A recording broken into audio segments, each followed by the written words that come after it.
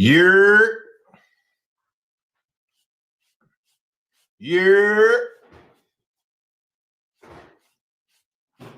testing. Are we live?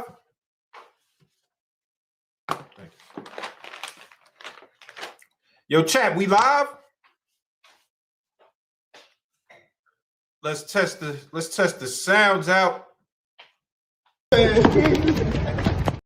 Oh yeah, hold up. Let me test my sounds though. Where my goddamn sounds at? Let me check my bomb. Make sure my bomb is right.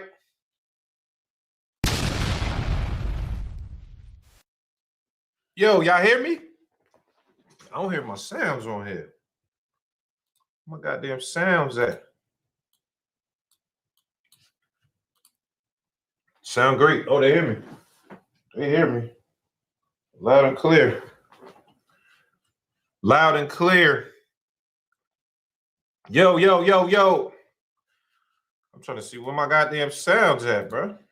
You. Oh, see it. So let me make sure we on there.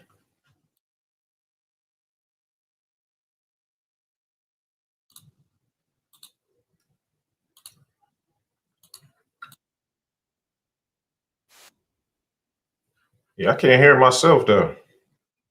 Are the speakers on? It is on. Yo. Yeah. Yo, chat, can y'all hear me? Y'all hear me, chat? I can't hear myself for some reason. I'm trying to make sure I gotta hear something, you know what I mean? I'm gonna bring some people up. We got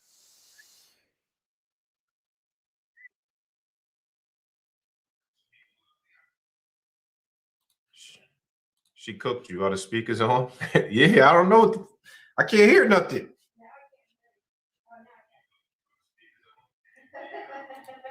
Yeah. All right, let me drop my bomb again. Let me make sure. Can I hear? Let me make sure. Damn, what the? Yo, my fault, chat. Hold up. We got to get this right, chat. My bad. Let's get right, because I might have a special guest pulling up. You know what I'm saying? We got to talk today. I ain't feel like no liquor today, man. This is straight cranberry. Straight cranberry. Hold up. Let me close the door. Let's get right. All right, chat. I got to make sure these speakers is good because it's Alycia Bumgardner, Caroline Dubois day. Alycia Bumgardner just fought last night, or excuse me, Friday night. And yeah, we got to get to it. We got to talk about it. I want to know what y'all think. You know what I mean? It's a lot going on in the sport of boxing. Hold up. Yo, see, I can't even hear myself. What the? Yo, what's up with this joint? Hold on, let me try the mic again. Hold on, y'all. Let me try to.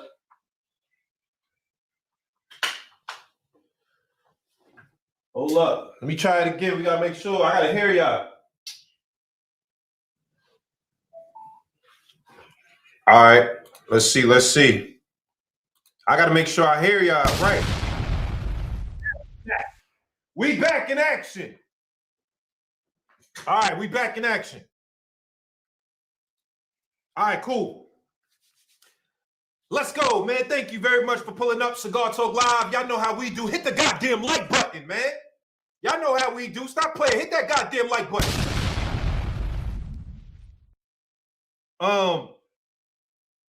We got to talk about this fight that just happened, man. Alycia the Bumgardner.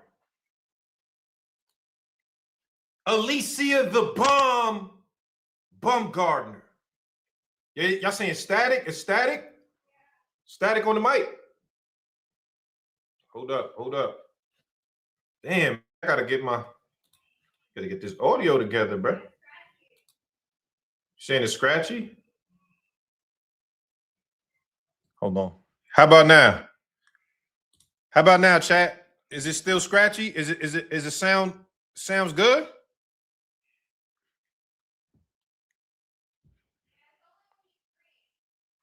All right, let me bring it down. Let me bring the audio down. Audio down. All right, cool. All right, cool. Loud and clear. All right, chat. Listen.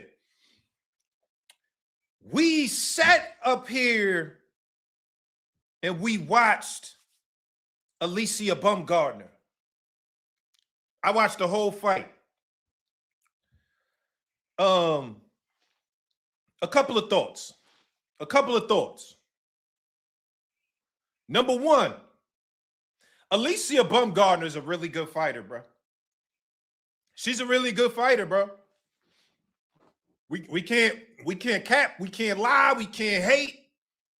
Alycia Bumgardner is a really good fighter. She is. What did I see in this fight? I saw her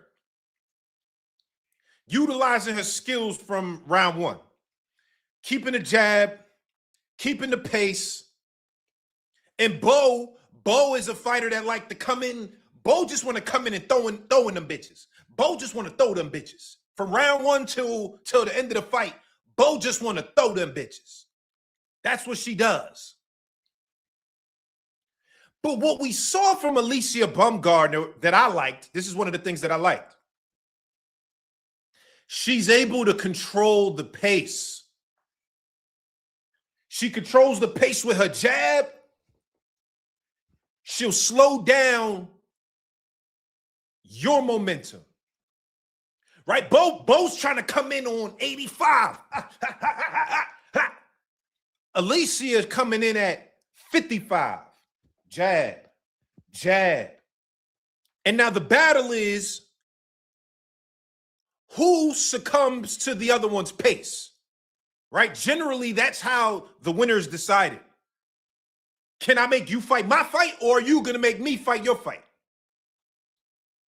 Alycia did a really good job. Hold up. Alycia did a really good job of making Bo fight her fight. That's from the beginning, right? I saw that the jab was working. You know, she's busting around the guard. She's coming around the guard. She's trying to split the guard. I thought she looked really good for the first four or 5 rounds. 4 or 5 rounds, Alycia Bumgardner looked really good. She looked really good. Let me hit the chat. Let me see. Nobody wants to see her. Hit the like button. That's a fact. Mad woman in the building. Nobody wants to see her versus Taylor or Serrano. She didn't earn those fights. She was juicing. We need Dubois first. Tony Ho, salute. We gonna get to that. Yeah, Bo won a rumble. Don't forget, Caroline had a tougher time with Bo than Alycia. Bo only won 2 rounds against the Bomb. Okay, let's get to that. Let's get to that. J-Day 94, salute. Salute for pulling up. J-Day 94. I thought rounds 1 through 5, or at least 1 through 4, I think it was round 5. Bo started to come on. What I was seeing was, as the pressure started to mount, right? Like Bo was putting on relentless pressure. She coming in, she trying to feint, boop, boop, boop, boop. As the pressure started to mount, we started to see that pressure had started to take effect. It started to take effect. Why? Alycia was standing in mid-range, mid to close range, trying to go back and forth with Bo. And that's not your game. Bo got the better of those exchanges. I thought round 6, Bo started putting that work in. Shorty was putting that work in. Salute the career. She was putting that goddamn work. You know what I'm saying? Now, this is what I liked about Alicia's performance. I thought she lost maybe 3 rounds. Definitely 2, but maybe 3. Definitely 2 rounds, Bo won. Bo won at least 2 rounds, but maybe 3. Maybe 3 rounds. What I liked is that after Bo had the success, Bo had her success. I think it was round 5 and 6, or maybe 6 and 7. It was 2 rounds. Bo was having success, piecing her up. Oh, boom, over the top, boom. What I liked was Alycia then made adjustments. That adjustment was lateral movement. That adjustment was lateral movement. I thought that there was a point in time where there was too much lateral movement without enough coming back. But I think what Alycia did, which was, you know what? I'm going to make this fight easier for myself, even if it's not necessarily easier for the fans to enjoy. She started using lateral movement. She got on that bike, y'all. She got on that bike. And I'm not mad. I'm not mad at it. I thought that neutralized Bo. That footwork neutralized Bo. I'm not mad at that. But here's the other thing. Here's the other part of it, y'all. Hit the goddamn like button. Alycia Bumgardner fighting at 3-minute rounds. She's been the champion. She's been the proponent. She's the one for women that's like, we got to do these 3-minute rounds. She got tired. Round 7, she was breathing heavy, sucking wind. Pause. Round 7, you could see she's tired. That pace that Bo came with, she ain't like that pace. It's 3-minute rounds, but she didn't like that pace. It's a different type of pace with somebody coming at you with volume for 3-minute rounds. That's a different story. It's not the same thing. So what I'm trying to tell you is, I liked her performance. I think she's a really good fighter. I definitely see some mistakes, but she's learning. She's getting better. But in order to beat Sweet Caroline, boom. In order to beat Sweet Caroline, that stamina gonna have to be A1 on both sides. Because I've seen Sweet Caroline get tired also towards the end of the fight. And she fighting 2-minute rounds. So, what I'm trying to say right now, Alycia Bumgardner had a good performance against Bo. I thought she had a good performance. Let me hit the chat before we keep cooking. Dubois is 25. She's only getting better. Bumgardner is playing with fire, waiting any longer. She's not seeing that perspective. Baum is 31. Now is her time. This might backfire. Spit Bucket salutes. Make sure y'all check out the Spit Bucket podcast, man. I like what those guys do over there. Spit Bucket. Salute, Spit Bucket. I think this is a great point, bro. I think this is a great point, bro. See, the thing is, and this to me is why, if you notice, Alycia Bumgardner's been getting a lot of hate as of recently. It's like a hate train that kind of started on a name. You know what I mean? And I think for me, it's warranted. I think the hate train is warranted because of a few things. Number one, if you're going to play the role of big dog, right? You big dog. That's the role Alicia's playing. I'm big dog. Caroline's a little pup. I'm big dog. I'm the cash cow. I'm the if you're going to play that role, you got to be selling out tickets. Your tickets got to be sold out. Big arenas, big venues. That's big dog talk. Now, respectfully, Madison Square Garden Theater, I believe it holds about 5,000 at capacity, was not sold out. It's not a hometown, but it wasn't sold out. Decent showing. But it's like now we can't use the cash cow angle. That's not a reality at the moment. I think Alycia Bumgardner has star power, but at the moment today, you can't use the cash cow angle. That doesn't really work. So now, if you don't use big dog talk, it's either the cash cow angle or you fighting and beating the best. You fighting and beating the best. And one of those best is Caroline Dubois. It is. That's a fact. She's one of the best. Now, here's the thing about it. And I'm circling back to Spit Bucket's point. Spit Bucket, salute. You're saying right now, Caroline got to put more work in. She needs more skin in the game. That was the quote. Caroline Dubois needs more skin in the game before she gets a fight with me. Does Bo Ray Shin have skin in the game? Does she? Let's see who was the fighter she just fought. Let me hit the box rec. Let me hit the box rec because I only want to talk facts. I don't want to talk opinions right now. I want to talk facts. So if we're talking about skin in the game, Leila Biaudin, does she have skin in the game? Jennifer Miranda, does she have skin in the game?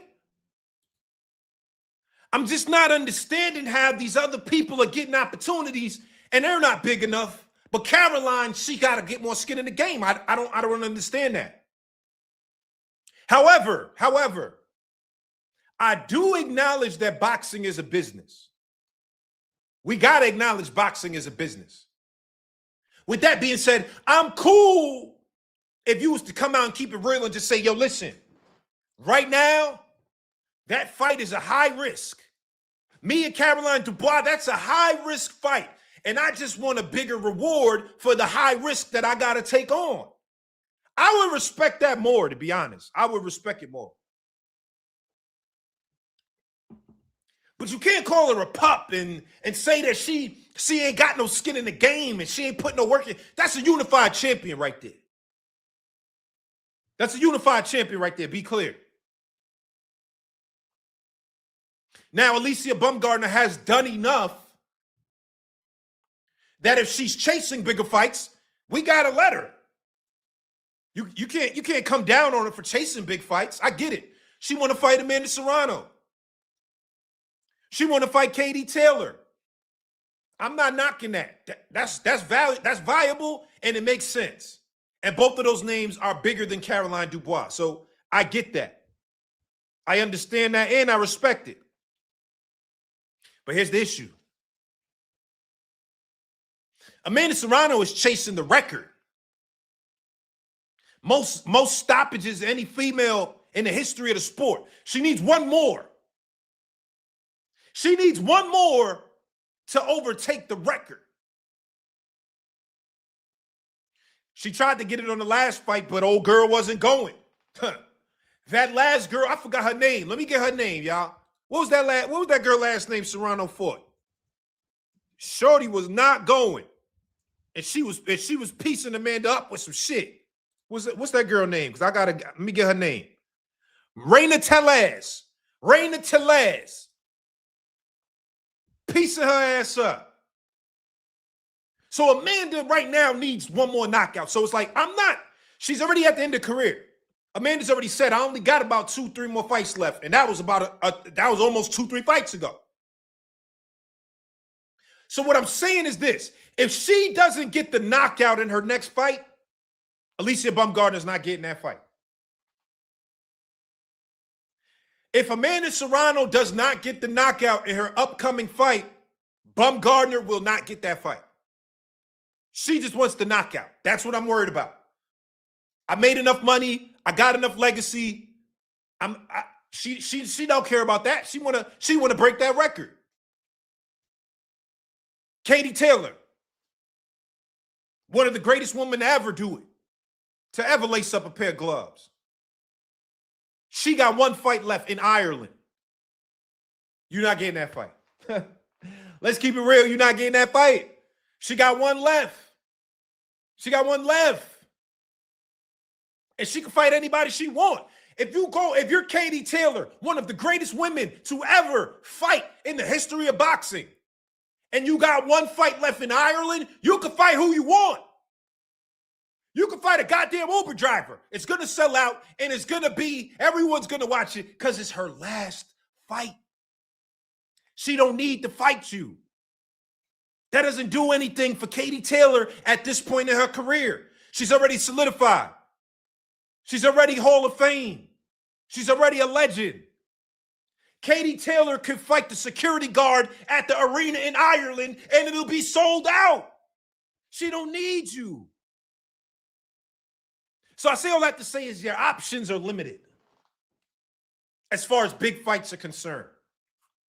The fight everyone wants to see is Caroline Dubois, and you keep trying to little puppy her. But here's the issue. Spit Bucket just said it. The longer you wait, the harder that fight becomes for you. The longer you wait, the harder that fight becomes for you, Miss Bumgardner. And respectfully, I think she is a great fighter and a great talent, and this is a close fight. I don't think it's just no runaway. Caroline Dubois just gonna run away. It ain't that. It ain't that. It's a close fight, y'all. But you're gonna allow her to get more experience. You're gonna allow her to gain more confidence.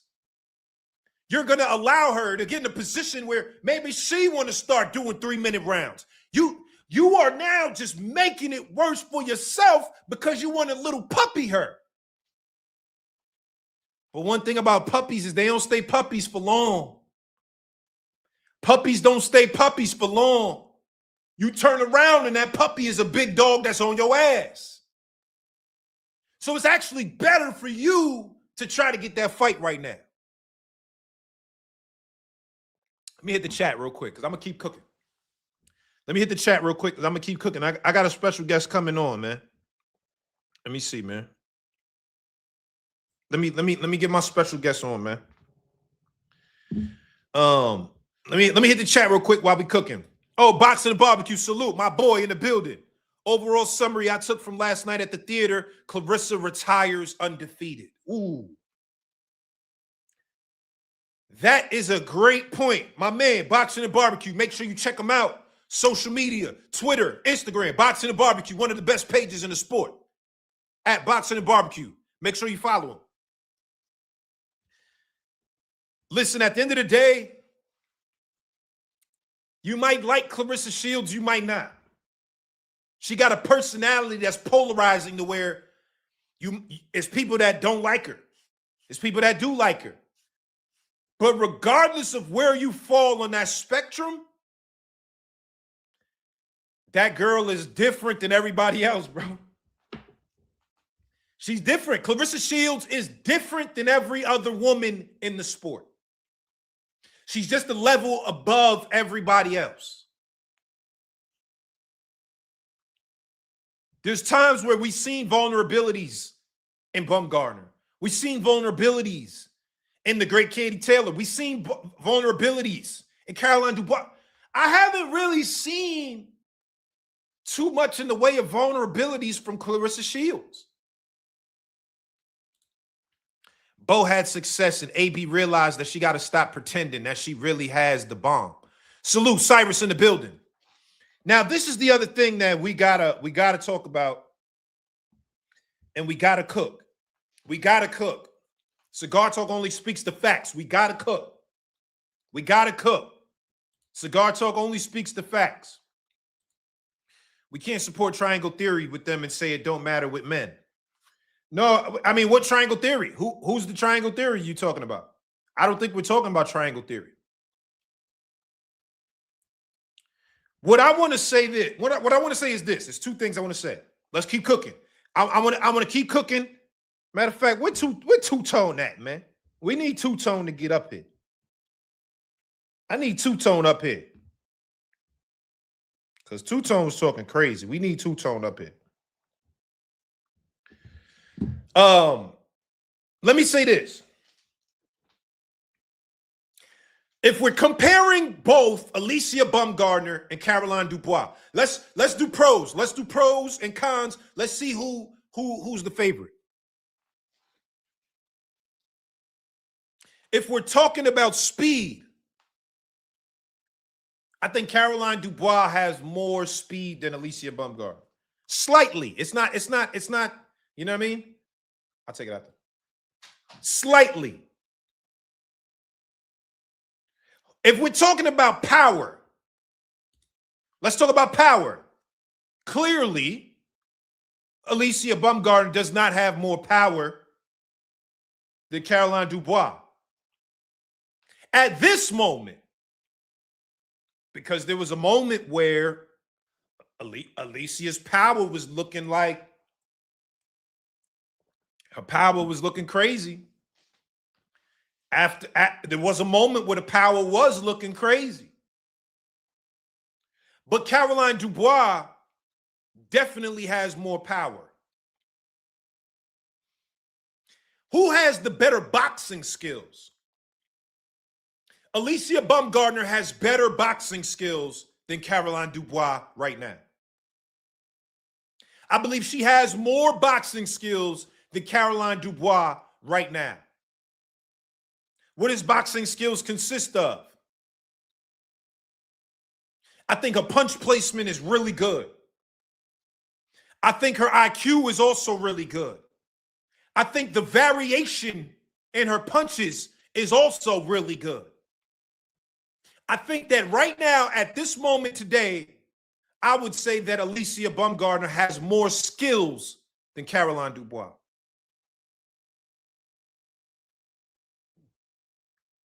But it's not too far apart. So we got, listen, so we got the edges. We got, all right, hold up. Do y'all agree with me that Caroline Dubois has more speed? Who has more speed? Alycia or Caroline? Who has more speed? Let me hit the chat, because I think I feel like Caroline got more speed, but I want to verify because it's close. No vulnerabilities for Shields, but Cruz gave her one hell of a fight. That's a fact. Alycia is 32, Caroline's 24. Tone not even a boxing pundit. Nah, we need Tone up here. We need Tone up here. I'm about to call Two-Tone in a minute. I'm about to call Two-Tone. Tell him get his ass up here. Tone, you got some explaining to do, Tone. All right, I'm about to call Two-Tone in a minute. AB ain't getting no stops in like 5 years. Oh, yeah, Cyrus, we going to get there, Cyrus. We going to get there. Yeah, we going to get there. I'm just trying to check Alycia off the PDs, and it's showing. The skills is the only place it's even. I think AB might got more skills.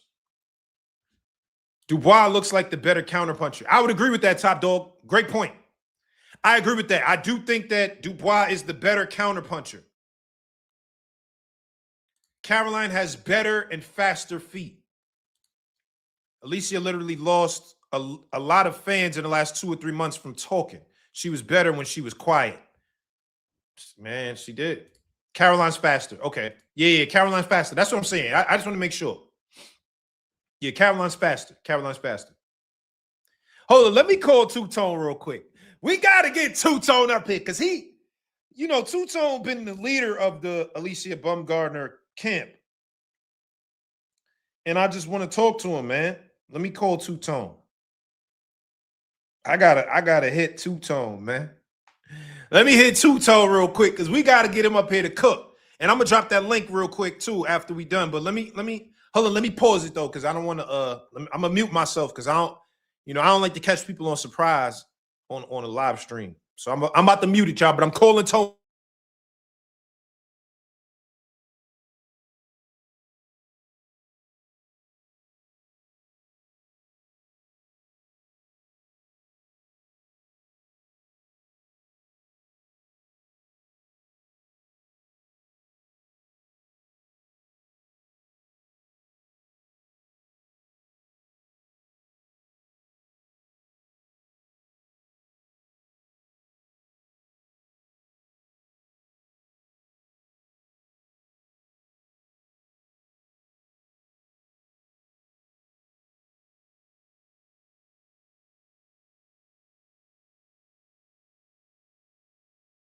All right, that was Two-Tone right there.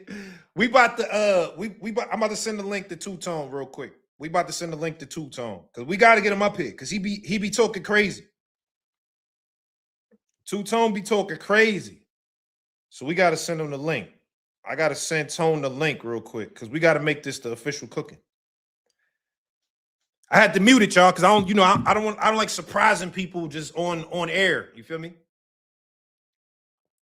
But we got to get on Two-Tone ass. We got to get on his ass. We got to get on his ass. We on Two-Tone ass. You know what I'm saying? This is what Two-Tone gonna see when he get up here. This is what Two-Tone about to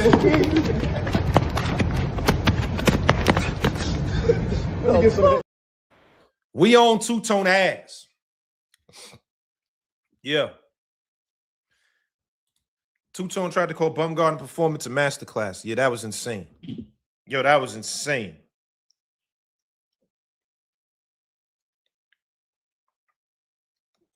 A masterclass is crazy. All right. So let's go. Let's do this again. Let's do this again. Let's do this again. Pause. Nah. You can say on somebody's ass, man. That's not. Come on, man. Y'all trying to go. Y'all trying to go somewhere else. Now let me say this. The power edge goes to let's. All right. 0-0. The left hand is Caroline. The right hand is Bumgardner. Speed, Caroline. Power, Caroline. Skills, Bumgardner. Who got the better feet?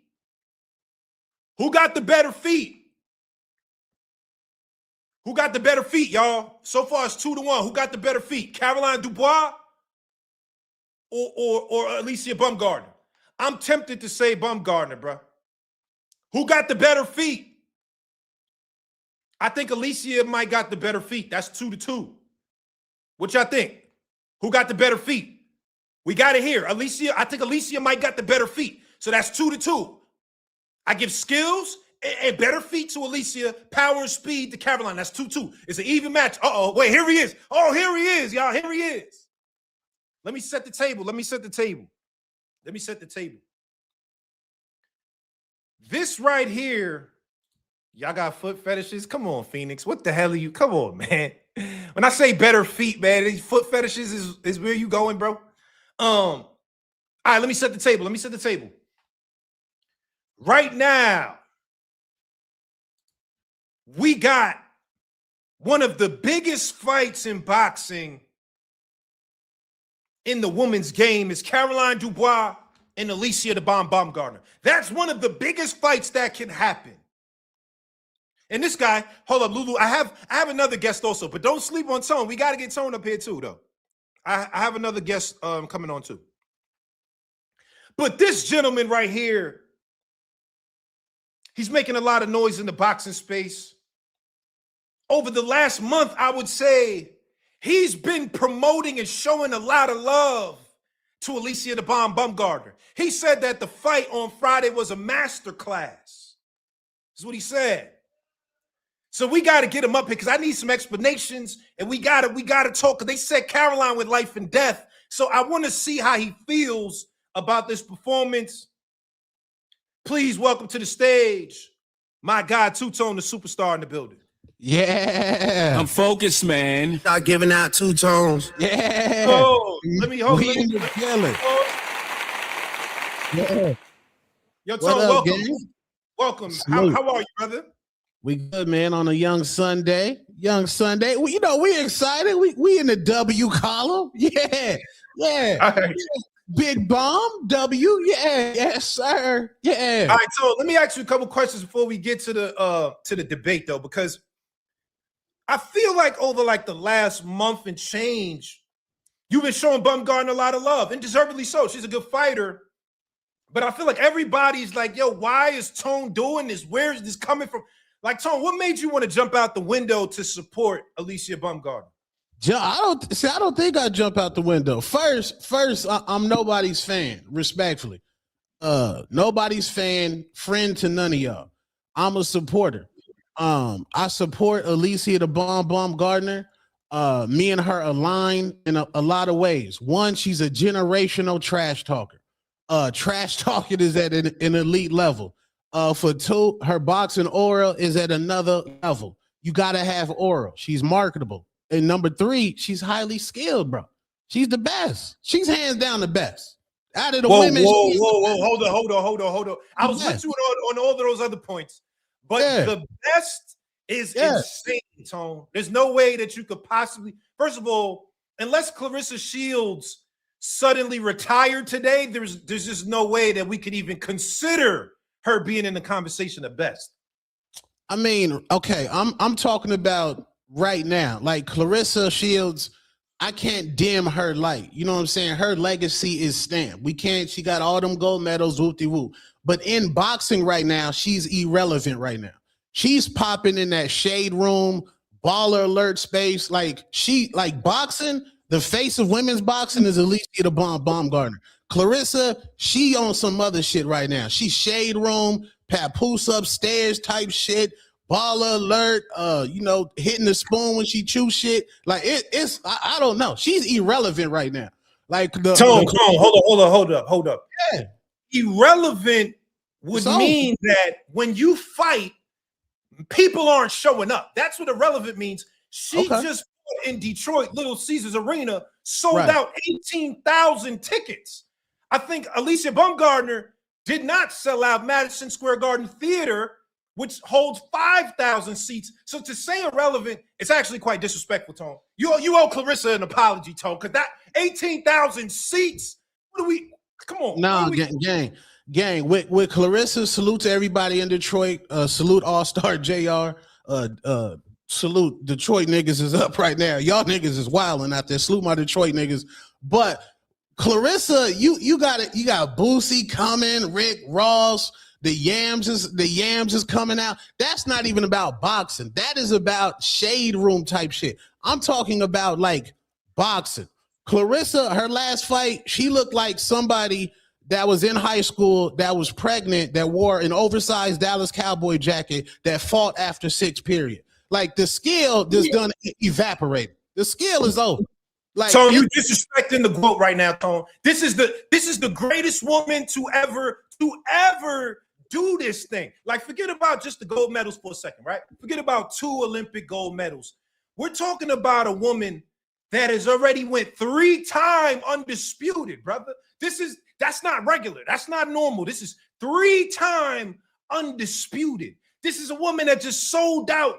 She did 18,000 this time. Her last fight before that was 16,000. And if we're saying she only do it in Detroit, Bumgardner can't do that anywhere. There's no city that she can sell out 18,000 seats. So I think it's actually very disrespectful to say that, they're even in the same plane, brother. Nah, man. I mean, I need to see the ticket sales before the Papoose situation. Let's be clear. Claressa, like you said, she been had them gold medals. Right? She been had them undisputeds, right?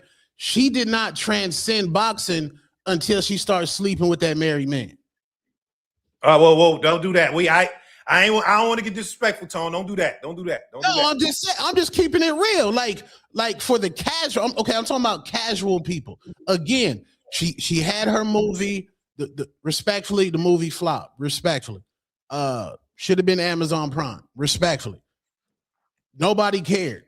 A lot of things until she got with Papoose. And again, she's a great marketer. She knows how to capitalize off her attention. Can't knock her for that. But until she got with Papoose, that's when the movies start happening, the movies, whatever. Right now, as far as boxing, this is the Alycia Baumgardner era. This is the Baumgardner era. Tone, here's the thing. Yeah. Here's the thing. Regardless, the goal of becoming a star is to get the casual fans on board. That's the goal, right? Like every single star or face of anything has casuals in it. Right now, Alycia Bumgardner ain't got no casuals. What casual? Who do you know, Tone? You go to the barbershop, they was like, yo, Alycia Bumgardner's fighting on Friday. Tone, that's not happening. And I'm not disrespecting her. I'm just calling out the facts. So I'm saying is, I do think that a celebrity relationship with Papoose has increased and elevated her brand. I would agree with that. But I don't think that's a knock, Tone. I think that's a positive. I think that adds to all the great things that she's already done. In regards to Alycia the Bumgardner, I got to go ahead and salute Jake Paul. Alycia Bumgardner, before she got with MVP, she fought I believe 2 rounds in like 2 years. She fought like 14 rounds or some shit like that. She had a lot of inactivity. So now that she's with MVP, Jake Paul, she's becoming active. And Alycia Baumgardner, we have not seen a woman in the sport of boxing since Layla Ali that has the skill and that has the marketability. We have not seen that. Somebody who can put hands, feet, and hooves on you, that is a dog. She showed you she was a dog on Friday night, and she can go ahead and step out and promote brands like Louis Vuitton, Prada, high fashion brands of that nature. Now, in regards to they selling like this, I got to give that to Papoose. But in boxing anyway, there's only two guaranteed fight party people. There's only 2 in the sport of boxing. With a guaranteed fight party, that goes by the name of Gervonta Tank Davis, and that goes by the name of Saul Canelo Alvarez. We don't care who them niggas is fighting. We throwing a fight party. Now, when you go to that tier below, Shakur Stevenson, Devin Haney, I think Claressa Shields is now in that. Claressa Shields is now in that, Tone. When she's fighting, it's a movie. It's people talking about it. It's sold out seats. If we want to be honest, outside of Gervonta Tank Davis as an American star, who else is selling more tickets than Claressa Shields? Let's keep it a stack, Tone. Who else? Like I said, she knew how to capitalize off the Remy Ma situation, and she has a fan base that don't know nothing about the ins and outs of the sport. Hold up, is that the real GWOAT in here? Tone, the GWOAT might be in here. I don't know. I see. Oh, okay. Claressa Shields won. I don't know if that's the real Claressa. That might be a burner account. Sometimes they troll me. I don't know, but that might be a burner account. But in regards to me, to my entertainment value, when people were at the bar and they were watching that fight on regular ESPN, not the Plus, somebody was on Plus. Caroline was on Plus, so that wasn't on at the bar. And around the bars that were around the world, when they were watching Alycia Baumgardner, they were thoroughly entertained. I guarantee they was like, damn, them girls is fighting. Similar to Amanda Serrano and Katie Taylor Part 2 when they was on the undercard of Mike Tyson. Tone, that was not like that fight, Tone. We not gonna do that. That was a Royal Rumble war, Tone. We not doing that. Let's keep it 100. Because you and Bumgardner, y'all both said Caroline Dubois went life and death. That's just said. Absolutely. And that was insane. That was disgusting that both of y'all said that. That was disgusting. She did. I want to say this. Caroline Dubois, when she fought Bo Shin, she lost 2 rounds. The last 2 rounds, I would say she lost. Alycia Bumgardner lost 3 rounds, Tom. She just lost 3 rounds. How are we going to sit here and try to say you down Bumgardner and went life and death when you just lost 3 rounds to the Korean, respectfully? Bro, for one, facts over feelings, my great brother Najee. Alycia the Bumgardner, unanimous decision. Let's be clear. Caroline Dubois, majority decision. Alycia Baumgardner, Terry Harper, we packed her up in 4 rounds. Caroline Dubois, Terry Harper, you win all 12. That's just facts over feelings, bro. That's just facts. I agree with that. Although context, the third judge who scored a 95 was Korean. It's no goddamn way that anyone watched that fight. It's no goddamn way anyone watched that fight and thought that it was a draw. That's ridiculous. But okay, facts. That is a fact. But now, if we got to get to the other facts, Tone. Wait, who found out the Korean judge? Who? What? The other judge was Korean because it ain't no goddamn way that was a draw. Ain't no goddamn way. But now, Tone, if we're talking about facts over feelings, right? The facts are the only one in this conversation of women that we just mentioned that has ever gotten popped for doing illegal substances. It's Bumgardner. And I say that to say this is a fact. But what I'm saying is that there is a visible difference in the power level of Bumgardner pre VADA test and post. I just for the same way, Tone. I don't see them knockouts no more, Tone. And quite frankly, the Terry Harper situation, it might got an asterisk, Tone. We got to keep it real. We got to keep it real, Tone. Hey man, let's do facts over feelings, man. Let's do it. It's a fact. Claressa Shields pop, man. She pop. Pop for what? Pop for what? She pop, nigga. She pop, gang. Nigga. Nigga, in Detroit, nigga, they blowing that big za, nigga. Big za. Big nigga, she pop, gang. We can Google it. Google it. Hold up. All right, so let's say this. Let's get with this. Claressa Shields was found to have 0.0000 grams of weed in her system, which you couldn't get from smoke inhalation in the stadium, right? So let's just say, right, we going with the weed. Tone. Right. That is not a performance-enhancing drug. What the two differences, the one that Bumgardner got caught on was that was the one niggas take when you trying to get Aki, Tone. That's Najee, respectfully, you ain't never been respectfully clapping your girl cheeks and hit that motherfucking blunt, and now you like, nigga, it's lit in this motherfucker, nigga. That weed don't enhance your performance, nigga. Nigga, who ain't fucking off the weed, nigga? Nigga. What are you talking about? And if she had the point up in there, I don't know, she might have been driving around in that Rolls Royce with Pat, kicking it with the niggas. Pat pass her the blunt. Let me hit the blunt. She might have got the blunt pass. You know what I'm saying? But here is another fact. Both of them was never suspended. So yeah, same thing with Ryan Garcia. Contamination, man. Whoa. We got to hold up. Oh, I think this is the real Claressa. Because she said Pap don't smoke weed. So this probably not a troll Claressa Tone. This might be the real Claressa in here. But what I'm saying, I don't know. Said Pap don't smoke weed. I'm like, how we know? How nigga? Eddie from Brooklyn? I've never seen. Let me say this, Tone. Let me say this though, because I do think there's a difference between weed and the two substances that Bumgardner found. Now, if we're saying both of them weren't convicted, whatever the word is, what I want to say is this. Bumgardner was temporarily suspended for that, right? And what the WBC ruled was that they couldn't prove that the ingestion of these products was intentional. Right. So what we're saying is she definitely took the products. Now, Tone, I'm not the smartest guy in the world. I'm not a fucking scientist.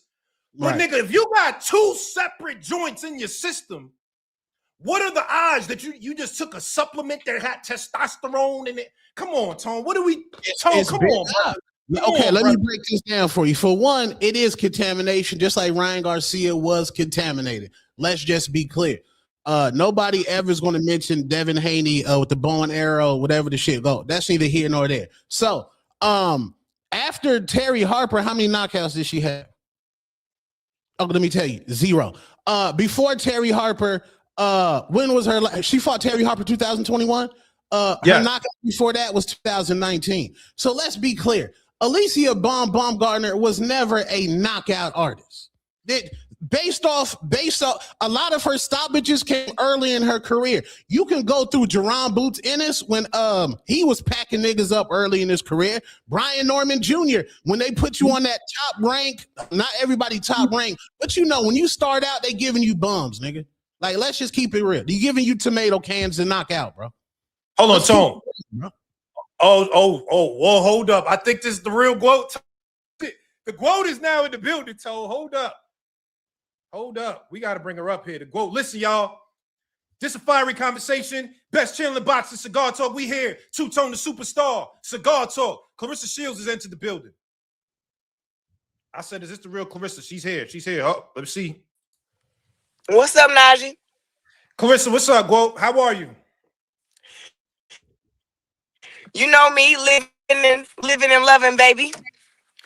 Is that the new car you just bought on Instagram? I've seen a whole new car and all that. Is that the new car?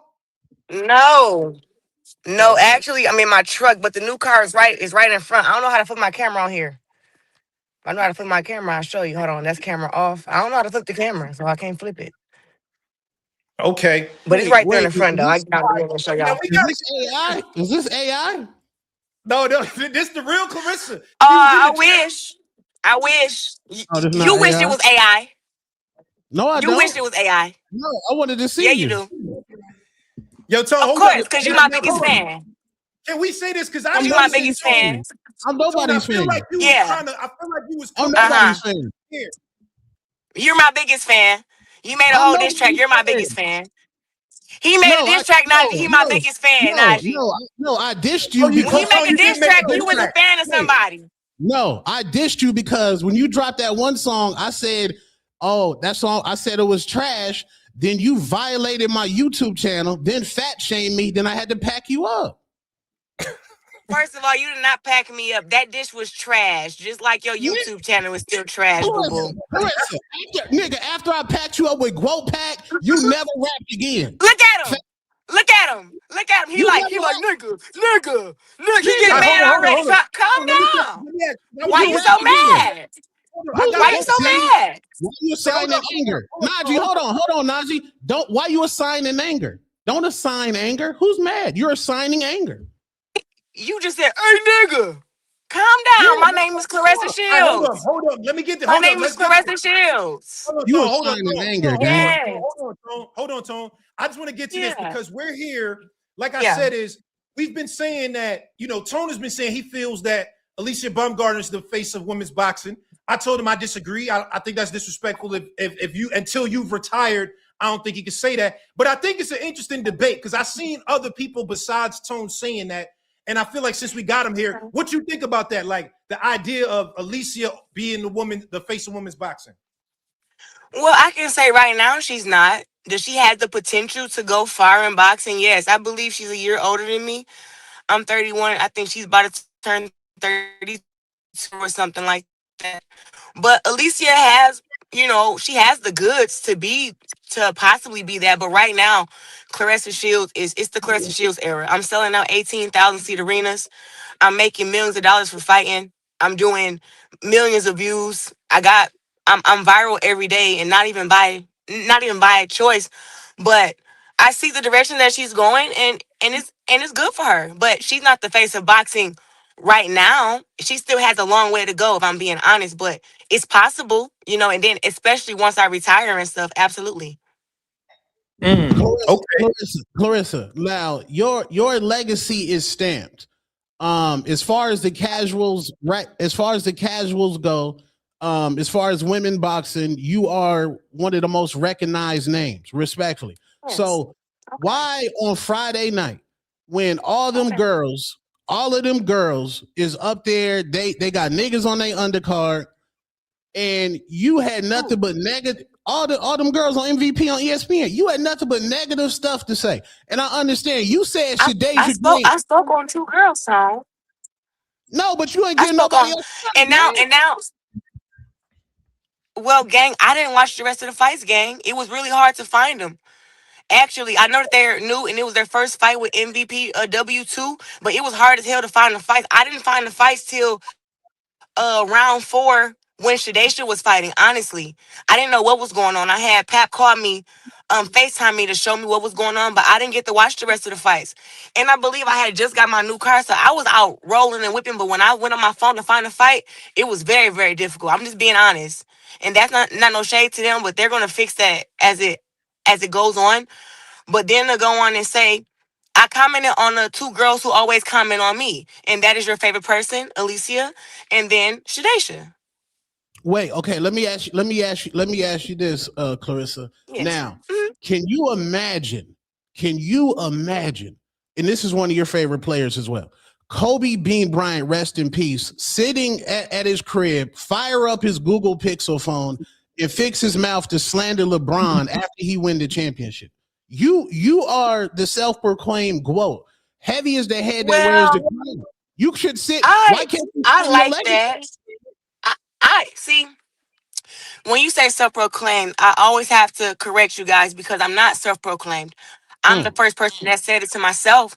But as far as in my accomplishments, and even your girl agrees, I have the most accomplishments. I make a lot of money. I'm selling out arenas. And once again, I'm that girl. So I can't say self-proclaimed, but nobody has ever accomplished what I've accomplished. And I don't even have to mention the 2 Olympic gold medals because that's stamped and tatted and in my heart. Forever a 2-time Olympic champion. But I will say this. When you see how girls stop overlooking how girls speak about me and then look at how I speak about them. Fight week, what does your girl say about me fight week? Her fight week. What did she say? What she said, Tone? I forgot who. Somebody had asked, maybe the British people. I don't know who asked her the question, but she said, "Did she say that your 6-pack might have been AI? Did she say it was a Chat GPT 6-pack?" Yeah. And what else did she say? Let's get the facts, Tone. Get the facts right. Let's get the facts. Look, he already know. He's sitting there trying to say like what do I want to say? Like what do I don't want to say the wrong thing. Okay, the Chat GPT 6-pack. She did say you had. Oh, she said she don't feel you to go. She feel like she's the one. This is her era. That's what she feel like. The bomb era. Okay. And what else? What was said? I don't know what else. Enlighten me. Educate me. I mean, it was. I think it's something about I'm a sloppy fighter. Yeah. She said you sloppy, and she said Michaela Mayer would beat you. But Claressa, you got to keep it real. Ever since you got with homeboy, respectfully, the skills have dropped. Keep it real. Tone, that is crazy. Oh Tone. God, that is crazy work. Crazy, My last Tone. fight against. Listen, you only as good as your last fight. You only as good as your last fight, and that's something that I live by. My last fight against Franchon Cruz, who was a seasoned vet, who was the Hondan before I came. That performance was crazy. I'm not gonna lie. I was asking them to send me a highlight video. My nigga, they sent me 9 minutes of a highlight video. I was that action packed. I had to throw over 1,000 punches. I landed over 60%. I'm talking about smoking, skills, defense, offense, off the ropes. Go ahead, Najee. Let me say this. One of the things that I feel like we as boxing fans, we got to get right. It's a difference between skilled fighters, good fighters, and names. What we just saw with Lonnie Daniels just beat the girl that everybody said was the one to challenge Claressa. So we can't downplay her skills when she put Lonnie Daniels out in 2 rounds, Tone. We can't do that. We can't do that, Tone. She just No. Hold on. No, I knocked out Joe Nace. Me and Lonnie Daniels went all 10, but I beat Lonnie 90 to 100 on every scorecard. Oh, yeah. And I also had 2 torn shoulders. So now to speak on skill set, back to you, Tom. I know that my fight against Lonnie Daniels wasn't that good, and I was really hard on myself. But when I got back in camp to have my fight against, this is the first time you've ever said that, gang. And let me ask you this: I love Franchon. No, it's not. You got to go back and do your homework. Okay. Hold on. You got to go back and do your homework. But no, I had 2 torn shoulders. I tore my shoulder 1 week before I fought against Danielle Perkins.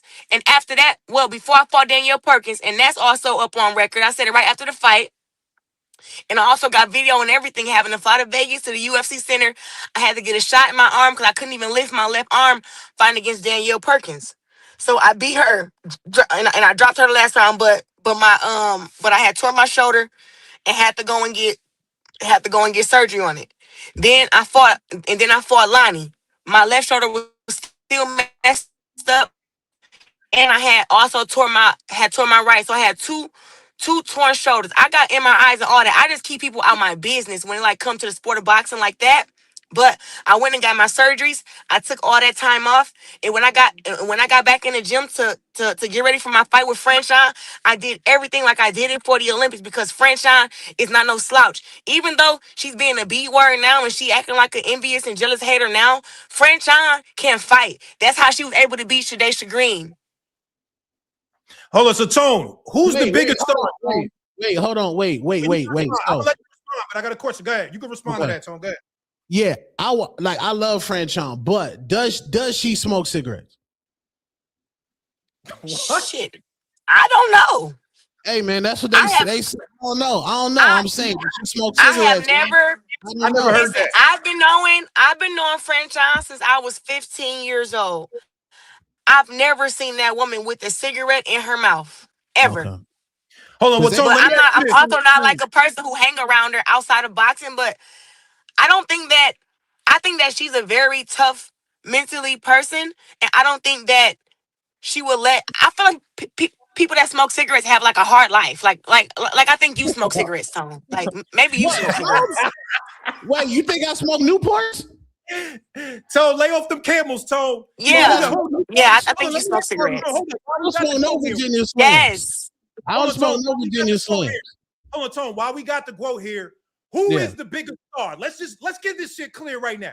Who is the biggest star, Tone? Claressa Shields or Alycia Bumgardner? Let's get to it, Tone. They're not even in the same weight class. Like, No, I know, I know. Who is the they're not bigger even in the same star? weight Hold class. on. They're Well, not even in hold the on. same So, weight class. I wanna speak on that, Tone. Right? I be trying to give y'all grace, but the truth is the truth. I've never in my life thought about fighting a Alycia Baumgardner because of the size difference. And let's talk about when I was at 160. She's been at 130 forever, but even when I was at 160, I never thought about, oh, one day I'm gonna fight against a Alycia Baumgardner. She Why started not? calling me out and clout chasing my name because Clarissa. 30 pounds is a lot, Look, and I already know that I'm not going down in weight to Clarissa, fight her. I already knew that. you be gaslighting, gang. You on your Twitter right now. Go to your Twitter and just type in on the search bar, type in 147. Just type in those numbers. I know that, 147. but she called me out though, and never in my mind would I be thinking about, oh, I'm gonna go to 47 and fight against Alycia. When I was at 154, I called out Celia Brockis, and when Alycia first started calling me out, you have to realize something that you miss all the time. I'm a natural born fighter. I love to fight. So when she started calling me out, I know that I'm a better fighter than her. I know I got better skills than her. So I was like, you know what? Let me go ahead and get my fat ass down to 147, and I'm about to smoke her. But it really wasn't even a real fight because when we offered the fight, I believe my team offered her to fight at 54 because we just like, listen, 47 isn't really realistic right now. And it wasn't even a real conversation. Her team emailed Dimitri Salita back and said, Alycia is just online talking stuff. We are not going to put her inside the ring with Claressa Shields at 154. Okay, And they left Clarissa. it at that. It wasn't no negotiation. Let's go down to 50. It wasn't nothing, bro. It was never a thing of us going to fight. But let's talk about when she started calling me out. She went on a I'm gonna fight Claressa Shields tour and was Absolutely. interviewing with everybody, just talking crazy about me. Absolutely. That's wild. That's No, wild. I'm no, sorry. That's no. wild. Let me ask you this. Have you and But she won't Alicia fight Caroline, who 5 pounds wait, bigger. I'm gonna Mm, respond. I'm gonna respond to that. mm. Did you and Alycia Baumgardner ever play Call of Duty together? Yo, Tone, what are you trying? What is up with these troll questions, Tone? It's not a troll question. This is me, nigga. Did y'all ever play I Call of think Duty together? I think I hold on. I think it's a troll question. And No, it's not. the only video game that I play is Undisputed in the race car Okay, game. so So y'all I think niggas can fight. This ain't. I know Shakur and Keyshawn. They got their brotherhood. They play Call of Duty together. Cool. But you and Alycia Baumgardner, yeah, she should call you out, nigga. You call yourself the GOAT. Whoever feel they the best, nigga, I want that nigga. If on. Showbiz is But running this, she got the best girls at her weight class, Tone. Yeah, Tone, hold up. Tone, Tone. what about It's not Caroline Dubois, it's Tone? it's not just me. Yeah, it's not just me who say that I'm the best. You got Katie and you have Amanda Serrano who are right there at her weight class. We got right, Amanda Serrano fighting as low as 118 all the way to right, 140. Then you got Katie Taylor, who is she a 3 division champion? I believe 130, 135, 140. I don't know if she went to 147, but I think she's 2 division undisputed champion.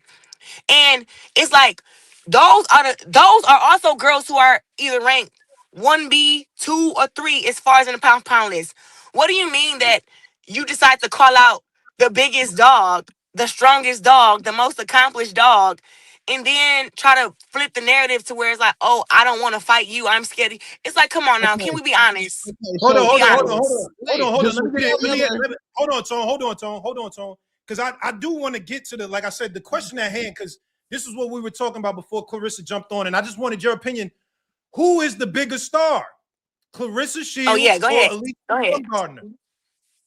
The bigger star? Who's the bigger star? Obviously, right now, as of right now, the bigger star, obviously, I'm not no hater. Right now, it's Claressa Shields. Right now, absolutely. Well, you know, Two-Tone, before I got on here, he asked you the same question, and you said Alycia. So we need to know, is this your final answer? No, wait. Like, as far as in boxing right now, you're having the Roy Jones effect. Roy Jones, he was in an era where he generally did not have any competition. So you're in that same class right now. Your top op just got packed up. So now you're going to have to do something to find out who your next top op is. Alycia Baumgardner, right now, she has fights on the table. She got Caroline down the line. We can go ahead and marinate that. She got Amanda. How come it's Caroline down the line?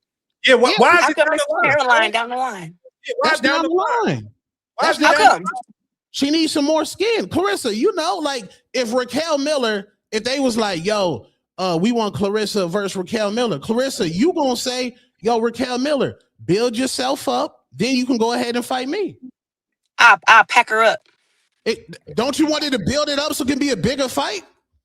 I'm already to start. I can go to Detroit and I can go to Atlanta. 18,000 people coming. I can go to New York. 18,000 people coming. Any girl that won't smoke with me can get smoked. And I've already been called out Raquel Miller way back in the day when I was fighting in 4,000 seaters. So no, Claressa, can I ask you this, Claressa? I wanted to fight against Shadaysha because she was 16-1, and I knew on my resume, I'm like, I need that.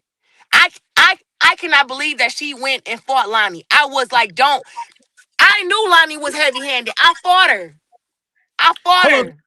Claressa, let me ask you this, Claressa, because I've heard this narrative a lot too, where a lot of people are saying you could only sell out in Detroit. Do you feel like, is there a point in your career like you want to move outside of Detroit and that you feel like you're gonna do the same thing? You know what's funny about that is my last fight was supposed to be in Atlanta up at State Farm. That's where they wanted us to go, right? But we said, hold on, let's see if we can get more seats up in Detroit. Now that we did 18,000, we are looking at Atlanta and we are looking at the Barclays Center. But I would say this: nobody says this type of stuff about Boots, who only fights in Philly. Nobody says, oh, Boots can only sell tickets in Philly. The nigga can sell tickets Listen, if you can sell tickets, 18,000 people is a lot of people. I cannot believe that we're in an era where they're like, oh, you can only sell seats here. The fact of it's not many folks who box right now that you can put them in a venue anywhere where they live, not where they live, UK, where they can do 18,000 seats. And this isn't my biggest seats that I've done. I went to the UK and 20,000 people came to see me and Savannah Marshall headline. You know, the Bomb and Michaela sold that fight. Let's be clear. Nobody was talking about that fight. Yes, You Bomb crazy? No, Tone. Facts. Please, Tone, come on.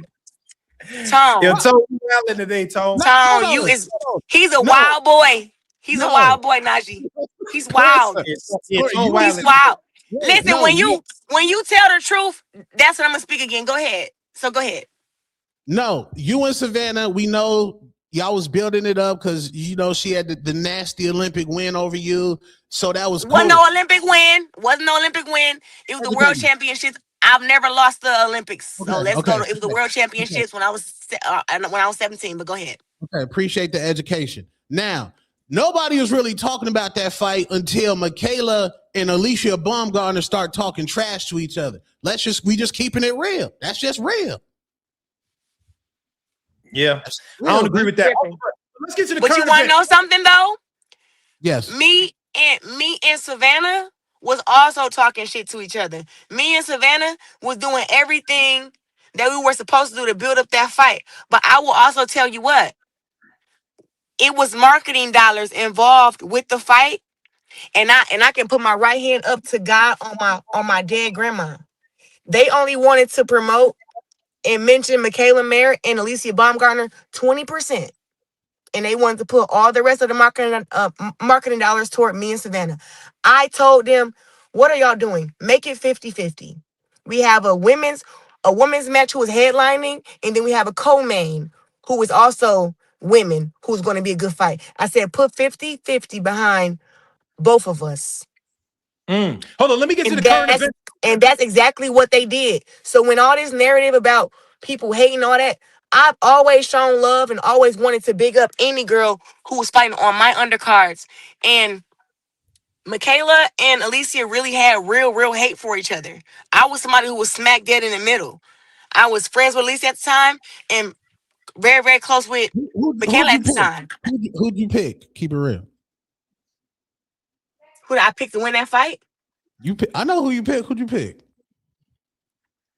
I believe I picked Michaela to win. Yeah, and what happened? Oh. Yeah, too much bomb. It was too much bomb. Well, she lost a split decision that a lot of people think that she won too. Hold on. Have you ever seen a Highlander? Let's get to the current events, though. Right. That's cool. I want to get to the current events. I just want to end it with this. I want to end it with this because we cook it today, and I'm gonna get back to stream. But I want to end it with this. The main reason we're all here, yes, Alycia Bumgardner and Caroline Dubois is the fight that everyone wants to see. That's the one that everybody's talking about. That's the one that boxing is talking about. So I will say this, right? I texted Nikisa and I said, I'm so disappointed about what happened with Shadesha because now the boxing fans aren't going to get the fight that they want to see, right? Now, yeah, we can still fight, but it's not going to be that big buzz that it was. I told him when 9 times out of 10, when the boxing fans want to see a fight, you should give it to them. I said that. And the reason that I said that is because Caroline is a great fighter. Alycia is a great fighter, right? But they both still have some flaws, and they both can take one of those shocking L's. And then if either of them take a shocking L, the what is it?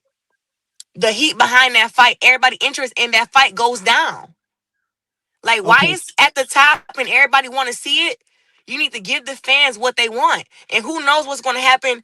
Now listen, truthfully, I do not see Caroline losing. Like, I think she's going to keep getting better and better and better. Now, up on the other hand, I don't know about your girl, Tone. I don't know. But I'm saying that right now, while they both undefeated, well, hold on, at least they're not undefeated. But while they both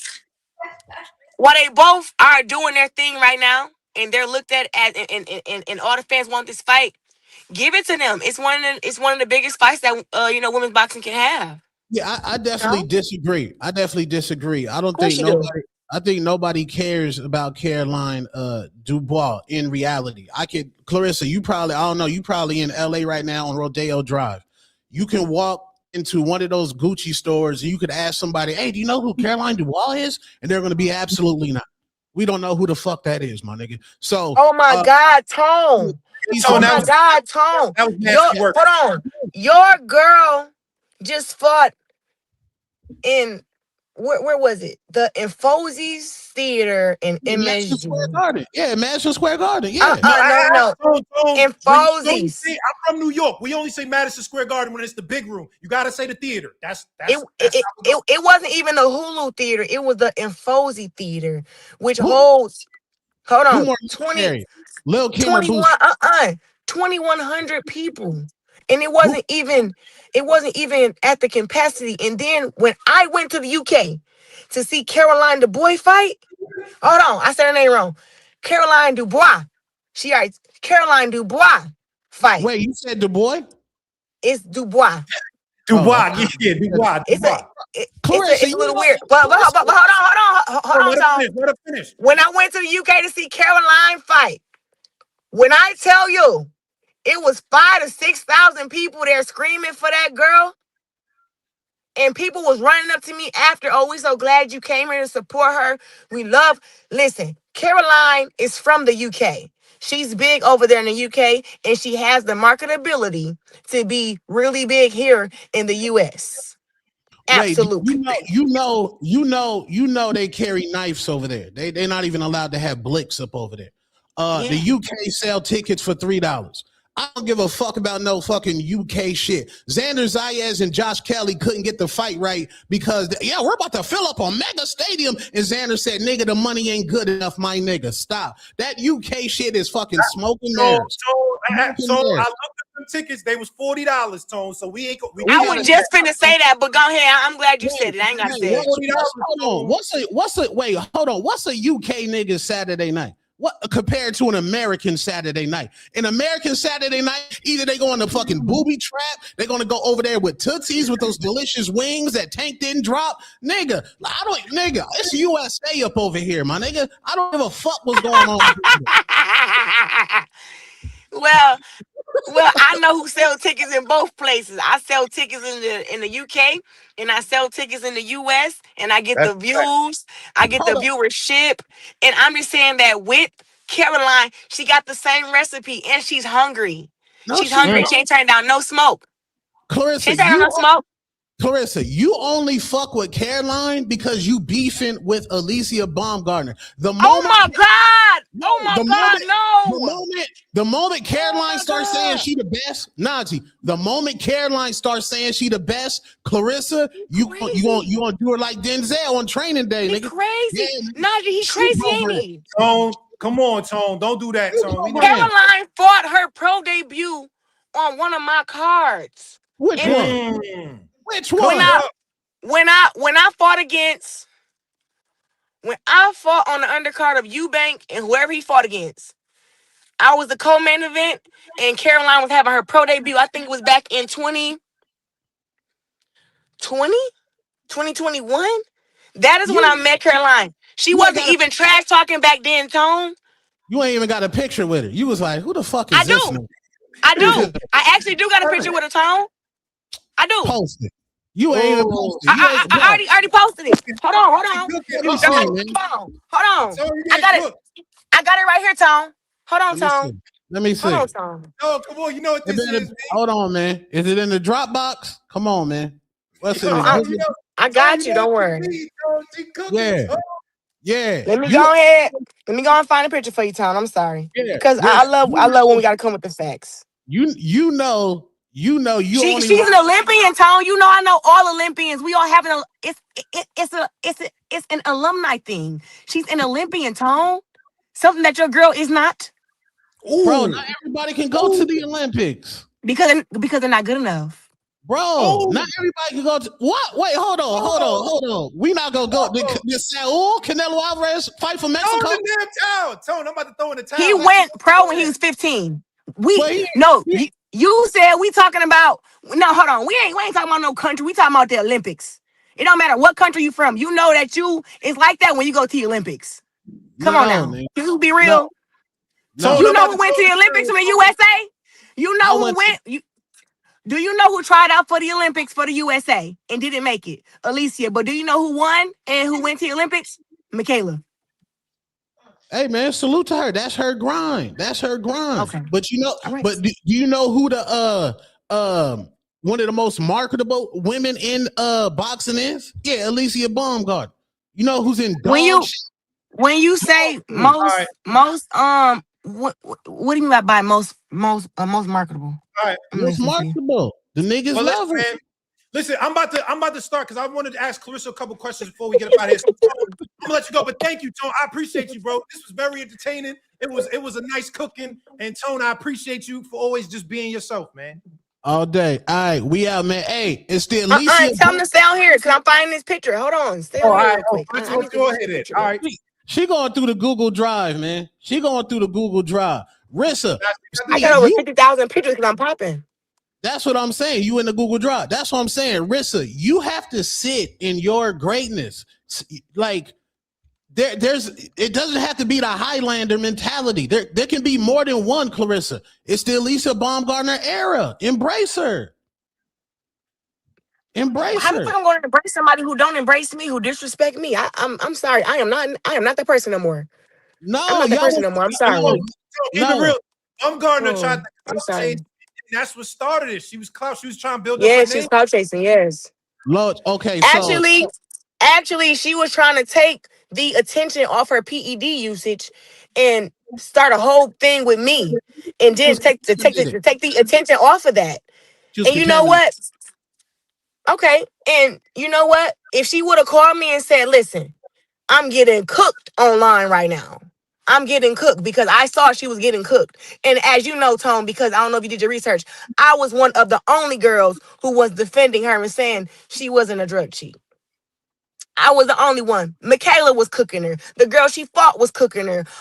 Everybody was sending her needles and putting I was a cooking her. fucking pictures of her It was with a big hate. ass neck and everything. No, but it's like, bro, Listen, back when that you popped for some gorilla cookies. You some popped for weed, gorilla some cookies. weed, some Yeah, weed, gorilla. Tone. Some glue. And Some then permanent it also came back to be a faulty test because 3 other fighters tested positive that same night who don't smoke weed, Tone. Faulty test. Hey, I know Detroit got some of the best weed, respectfully. I'm just saying, you could have been back there, hit the blunt. You rolling with rappers now. All well, right. well, hold on, Tone. Papoose does not smoke weed. Neither do I. And I don't be around folks who also smoke weed because it hurts my throat. You never So had nobody to, around me smoke weed. Clarissa, Nobody smokes weed. you never been at like a party, like nigga, they got the barbecue. You ain't never like they'll pass the blunt, nigga, like pass the blunt. You ain't never hit. No. Well, See, when you've been as great as long as I've been great, over 20 years now, it's called longevity. So those who have longevity in a sport like Floyd Mayweather, Canelo, Terrence, a lot of us don't smoke and we don't drink. Those who you see have short careers, like Adrian Broner, is because they drinking and they smoking respectfully. And it's like I just choose not to do that because I want to box as long as I can, and I really love fighting. You know, I really wouldn't get in as many arguments that I get into if I wasn't just a fighter mentality. So I'm actually getting out of that and trying to be like, you know what? I don't got to fight everything. I don't got to defend everything. But I've been doing it my whole life for myself, so it's like a natural thing to do. But I'm just a natural born fighter, and I want to fight as long as I can because I love boxing. That's all. All right, yo, Tone, let me ask the Gord a couple questions. But yeah, I appreciate you pulling up, gang. We gonna do some more stuff together. This was a great episode, Tone. All right, peace. All right, later. Yo, Russell, I don't want to take up too much of your time. I just want to ask you a couple questions. I can't hear you. Hold up. You hear me now? Can you hear me? Can't hear you. Damn. I don't know what. Damn. Tone took the volume with him? What the hell? Can you hear me or not? Still can't hear you. Damn. Hell no. Did you mute your phone? No, I'm still good. Yo, can y'all hear me, chat? Can y'all hear me? Look at this. Tell her log out, come back in real quick. I only need like 5 minutes. I'm about to. I mean, 2016 or 2018. Yo, Two Tone took the audio with him. Two Tone, what the? Two Tone left and said, "Give me the audio." Excuse me. Nah, man, hold up. I'm gonna kick her out. Hopefully, she can log back in. Damn, Tone took the mic. What did you do, Tone? God damn, we was cooking. All right, come on. This was a great episode. Don't leave, y'all. Hit the like button real quick. Don't leave. I just need Claressa for a little bit more, and then we're going to get to the cooking. Don't leave. I want to ask her a couple questions. I'm trying to get her back up. Tone took the goddamn show, and he said, nah, if I got to get off, everybody got to get off. Tone! Oh, here she go. All right, here she go. Hold up. I'm back. Hey. Oh, yo, can you hear me? Yeah, I can hear you.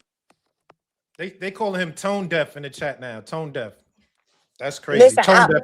I was on here listening before I got on, and his tone was completely different. And you know, up in his little rap, he called me a bitch. So I was thinking he was going to get on here disrespecting me that same way, and it wasn't that same energy. Nah, we wouldn't allow that. We not taking no disrespect on here. But I did want to ask you questions, as you know, like I said, you are the GOAT of this thing. The big fight is Caroline and Alycia. That's the big one everybody wants to see. I know Caroline's your friend, and it seemed like you mentoring her. But who do you really got when you got to break it down? Like, forget friendships, forget who I'm cool with, just your mentality on boxing.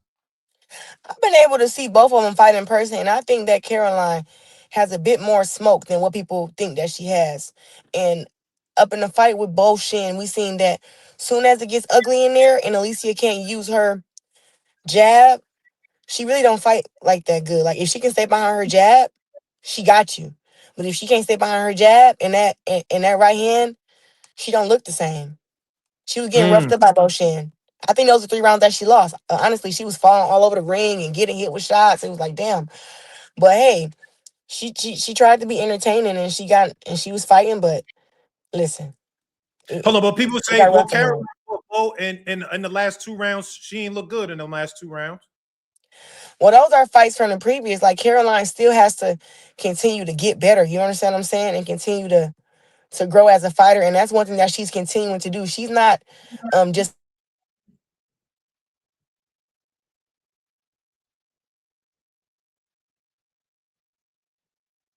Damn. Hopefully we ain't lose her. Hopefully we you ain't keep lose her, talking. y'all. Oh, all right. I Can hear you you hear me? now. I hear you. No, Yeah. I was saying like, she got some ways to go before she can be like that. You know what I'm saying? I think that was somewhere else. Yeah. Hold on. What was it that made you want to step into like mentor Claressa mode? Because I like it. Like, you know what I'm saying? I like the way you stepped out, you've been showing her love. It seemed like you there to support her. What made you want to kind of get in your mentor bag? Well, I don't know if you noticed, but I've always been kind of mentoring all these girls. I'm always giving them tips. I mean, even from back when I was cool with Alycia. You know what I'm saying? I'm the reason she started her YouTube channel. I said, girl, you missing out on money. You need to build your brand. I've always been like that. It's just hard to Okay. be like that when you have somebody who's in secret competition with you. Caroline is not in secret competition with me. Like she's truly she's a fan of me and I'm a fan of her and I inspire her and we get along very, very well. And I just remember back when she was that girl who would not talk trash. I remember her telling me like, oh, I'm never going to talk trash. And how do you do it? And I was like, girl, you going to see. And now I be like, she trash talking better than me. Yeah. Okay. Were you upset that Shadeja Green lost? Because I was upset. I I ain't gonna lie. I was. wanted to see that goddamn fight. I ain't gonna lie. I wanted to see that fight. Yeah, I was. I was upset. And now it seemed like I said, you got to give the fans the fights when they want the fights, man. Honestly. And it just was like, dang. I just don't. I don't understand Shadesha. You know what I'm saying? Like how I'm ducking you and all this stuff, and I'm really out here making the best fights that I can make about whatever weight class that it's allowing me to. And then you want to say, "Oh, I fought a bum. This person not good. I'm not that good, and you will knock me out." And I'm just waiting on. I'm actually waiting on the boxing voice in them to come on to the front because they said Mm, that Shadesha knocked me and Franchon out the same damn night. mm, So it's mm, like now that y'all seen that I made easy work of Lonnie, and Lonnie thought she was getting jumped when I was fighting her.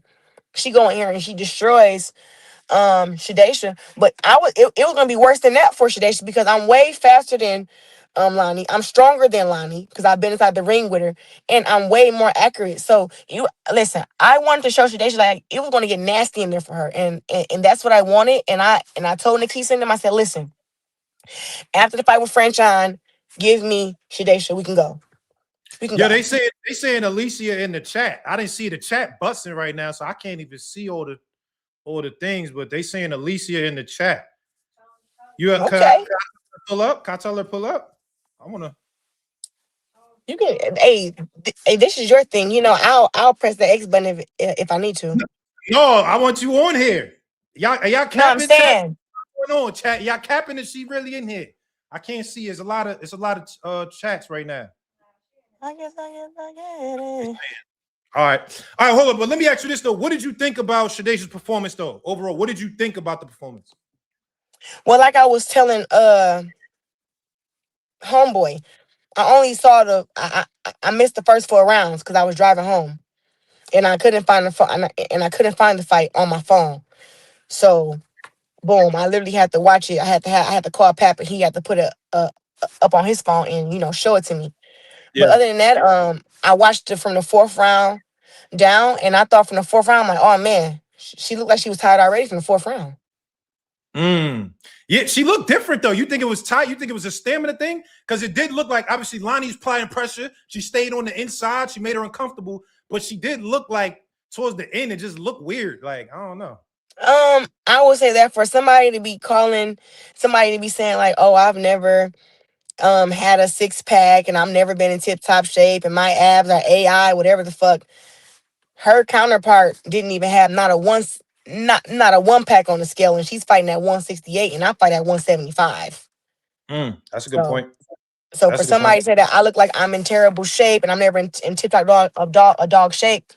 When me and Baumgardner was training at the same gym, and you can ask Tony Harrison this, and you can ask his brother LJ Harrison, I was in the gym way more than Alycia. I fucking train 2 or 3 times a day when I'm getting ready for a fight. And when I get in there and spar, I'm not sparring no less than 6, 7, 8 rounds. So I actually train very, very hard. And just because you don't have a six pack does not mean nothing. But also, to my last fight, I had a six pack. So I don't know what the hell she's even talking about. Okay. What do you want to do next? I know you said you're moving down in weight. Yeah. Is this somebody you targeting, or you just like you gonna move down and then kind of see the landscape? Right now, there's nobody at 168. I guess the 168 fight was Shadesha, but I felt like after she pulled the stunt that she pulled after I fought against Franchine, I was like, I'm not even finna bank on her ever agreeing to a fight and me waiting around. So it's like, no, I want to go back down to 60 and fight against the champs there. Right now, Lauren Price, who is a Olympic champion, said that she would fight me at 160, which I was like, so I went over to the UK to see if it was real. I watched her fight in person. I got Yep. inside the ring where they booed me and some clapped, but she told me to my face that she wants to fight at 160. She wants to get paid a lot of money, and that she feels she can beat me. And I said, okay, cool, let's make it Yeah. happen. And she said by the end of the year, she'd be ready for 160. And I said, okay. So now it's just my job to go down to get down to 60 and weight, and to fight and perform. Okay, I got you. And then you said Atlanta or Brooklyn are possible. Those are things that you're looking at. Yeah. Barclays, State Farm, and I'm never against fighting in Detroit. As much as they talk crap, I love the crowd there. They all know the protocol. They all know to come with their clothes on. They all understand fight week. And I mean, just to whoop that trick chant is just in Yeah. our DNA now. And I just love fighting there. Okay. Last question. Y'all two, when are we gonna get a you and Pap track? When is that gonna happen? Y'all two on the track. When did we get that? I'm actually working on some music, but it'd be like in the midst of trying to stay in shape, right? And then like training and being the best athlete, and then taking care of family and friends and just doing all this stuff. And then also being like a great girlfriend. It's really hard to like put aside all this time for music, because music takes a lot of time. I Yeah. always go back to when I hear Cardi B, they like, oh, Cardi B hasn't dropped the album in what they say 6 or 7 years, right? And then she dropped her album now. And she like, I've been working on this shit for years. And it was just like, I understand. I get it. Hold on, I but get y'all it. don't be in the crib like, yo, we gotta do something together. Like, we gotta put No, something together. we do, but people have to realize that me and Pap are together a lot, but when we're not together, he's doing his job. And I also have my job, which is staying in shape. It's really about boxing, staying in shape, getting my house together, keeping my brand out there, going to red carpets, going to events. We got like, sometimes our schedules can collide together, and then sometimes once we're not doing anything, he's not working and I'm not working. We just really just spend time together, and we have, and then our job is each other. So Yeah. yeah, but we do want to do some music together. But also too, I'm still growing in that. Like, I'm the best in the world at boxing. When it comes to rapping and even singing, I'm still just, you gotta hone those skills. It's not you can just grab a Yeah. mic and just go. Like, Yeah. Sure. I'm getting better, but I have to keep practicing. Yeah, the other thing I wanted to say was, yo, the Pap upstairs shit is so funny. I don't know how the whole world just started keep going with the Pap upstairs thing. Like, do y'all think is that funny for y'all? Like the whole Pap upstairs shit? First of all, I'm not big on TikTok, but my little brother said something to me about it. And this was like few months ago, and he come downstairs while I'm at the table eating my food, and he like, oh, Pep upstairs, and I'm like, nigga, upstairs. Like, why are you Right. coming down? Like, what is wrong with you? And he's like, yo, you got it. So you haven't seen it? I said, seen what? And then he get on the TikTok and he just showing me all these Pep upstairs videos. I said, oh shit. And he was like, you be on live and you be saying that Papa's upstairs. And I'm like, yeah, because he do be upstairs. Like, if you follow me on my Snapchat and it's at Champ Quote, I'm vlogging all day. Like what I'm doing, where I'm at, what I'm eating. And I like to be in front of the camera and like to talk to my fans and interact. Papa's the total opposite. Mm. So it's like whenever he get in front of the camera, he want to have his jewelry on, earrings on, hat, Right. you know, freaking Vaseline on, like he want to be to the T. Yeah. And it's like me, I'm on here with just some lashes on, no makeup, and my damn wig. You understand what I'm saying? Right. It's different. Okay. He need a song called Pap Upstairs, though. He got to make a song that's called Pap Upstairs. That's the one right there. Listen, if you know what, he's not gonna be the one to make the song. I am. There you go. See, I like how you That's thinking my that. Pap, my man. That's my Pap, my man, my Pap. Okay, that's my Pap. All right, lastly, the whoop that trick shit. Yo, I never really seen nothing like that. When I went to your fight, I think it was against Danielle Perkins, and it was like every round in the the breaks, they kept playing whoop that trick, and it was like the whole crowd whoop that trick, and it was like, I don't know, I never felt or experienced anything, and I go to all the fights. Can you tell me about that? Is that like, did y'all orchestrate that? Did it just happen? Detroit just did that? Like, how did the whoop that trick thing come about? People feed off of your energy. When I was a kid and I was watching Terrence Howard play DJ in the movie Hustle and Flow. Hustle and Flow, that has been one of my favorite tracks since I was a little kid. So when I first turned pro and I fought in Detroit at the Masonic Temple, that whole 4,000 people, that is when I came out to whoop that trick. And when I came out to whoop that trick, everybody was saying, whoop that trick, whoop that trick. And I thought I would come out to whoop that trick all my fights. But I didn't. I would switch it up and had this song and that song. And then I said, you know what? Whenever I'm in camp getting ready for a fight, whenever I'm like just motivated, only thing I could think about doing is whooping that trick. And so I added it to my interest in my walkout. Just like I added the champ is here. Yeah. I added that because one, Muhammad Ali voice is just motivating to me. And then we have Whoop That Trick. And then we have the song that I'm going to come out to with whatever artist, right? But Whoop That Trick is one of those things where it's like, it's getting the crowd amped up. And it's just like that now. And they chant it in between the rounds just because they feel like it, honestly. And I be whooping that trick. Those tricks. Whatever trick. They be getting whooped. Yeah, you do. I ain't gonna lie, that's what it gives. It's like, I don't know, it adds a different element when they doing it between the rounds. It's like, I don't know. I never really felt nothing like that, to be honest. With your walkouts, who we got playing next, Guo? You keep stepping the walkout game up. First it was Ross, then Boosie came out, went crazy. I feel like you know, for the women, you leading it in terms of like bringing people out. Who do you got a couple names of people that you want to come out? I love Megan Thee Stallion. I heard this. I heard she said the Papoose line in that record. I heard that. Yeah. I love Rihanna. Oh, if you got Rihanna, oh my God. Right. Oh, I love I like Cardi B. Cardi B's cool. Yeah. Big Cardi. And I also like her music and stuff too. Big body. Right. And then the ultimate walkout for me, honestly, and I don't have to walk out no more after this. I'm done with boxing. I'm not doing no more walkouts. Is Beyonce. And I believe that it's in my I feel like it's in my near future because when you want something, you speak about it all the time and you talk about it and you just let the universe create it. And I was able to meet Kelly Rowland and she knew who I was. So I'm like, maybe Beyonce know who I am too. And Beyonce will know that. Met B yet. I didn't get to meet Beyonce yet.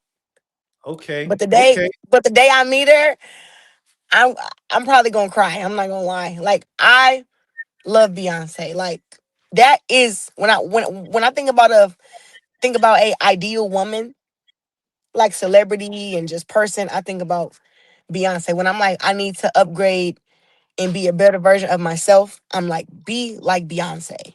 Okay. Mm, okay. Well, listen, I know some people that know some people, and we're gonna just throw that in the air, see what happens. We're gonna throw it in the air. Yeah, listen. It has to be one of those fights where it's like this is the biggest fight of the century. And I've already had those fights, but I believe that there are girls who are up and coming. And I'll be fighting against them till it's time for me to retire because the girls that's here right now are just are just not on my level skill wise. And I say that proudly, like, some of these girls got some decent skills and all that, but the way that I fight, the way that I push out punches, the accuracy, the skills, the different dimensions of how I fight, these girls will never be able to beat me right now. And honestly, I don't think ever. I agree. Yeah. Well, listen, Go. I ain't want to take up too much of your time. Thank you very much for pulling up. For This sure. was amazing. I'm sure it's gonna be all over social media. You're gonna see it on Twitter. So you know what I mean? Yeah, and you know what? I can't find this picture with Caroline Dubois right now, but when I find it, I'm gonna shoot it to you, and then you All go right. ahead and post it, and make sure you tag Two Tone because I'm still not unblocking his ass. He's still blocked. All right, bet. I got you. Yo, be safe, Go. All right, peace. Happy Sunday. All right, later. Yo, come on, man. Cigar talk, man. That was fire. It looked like I set Two Tone up, but that wasn't a setup. Go just pulled up. Like, that wasn't no setup. That was fire. That was fire. Claressa Shields, the quote. She says she believes Caroline could beat her. She said Alycia is a great fighter too, but when you can get past the jab, she feels like you can stop her. Yeah, they saying I lied Two Tone. I really didn't. If I know it felt like that, but I seen her in the chat, so I sent the kite. I said, hold up, is this the real quote in the chat? So I just sent the link out, and I was hoping that it was. Turned out it really was. But I ain't set up Tone though. Salute Miss JoJo in the building. Salute Nika, my dog Nika in the building. Salute. She called him 0.5 tone. That is crazy. It went from 2 tone to 1 tone to 0.5 tone.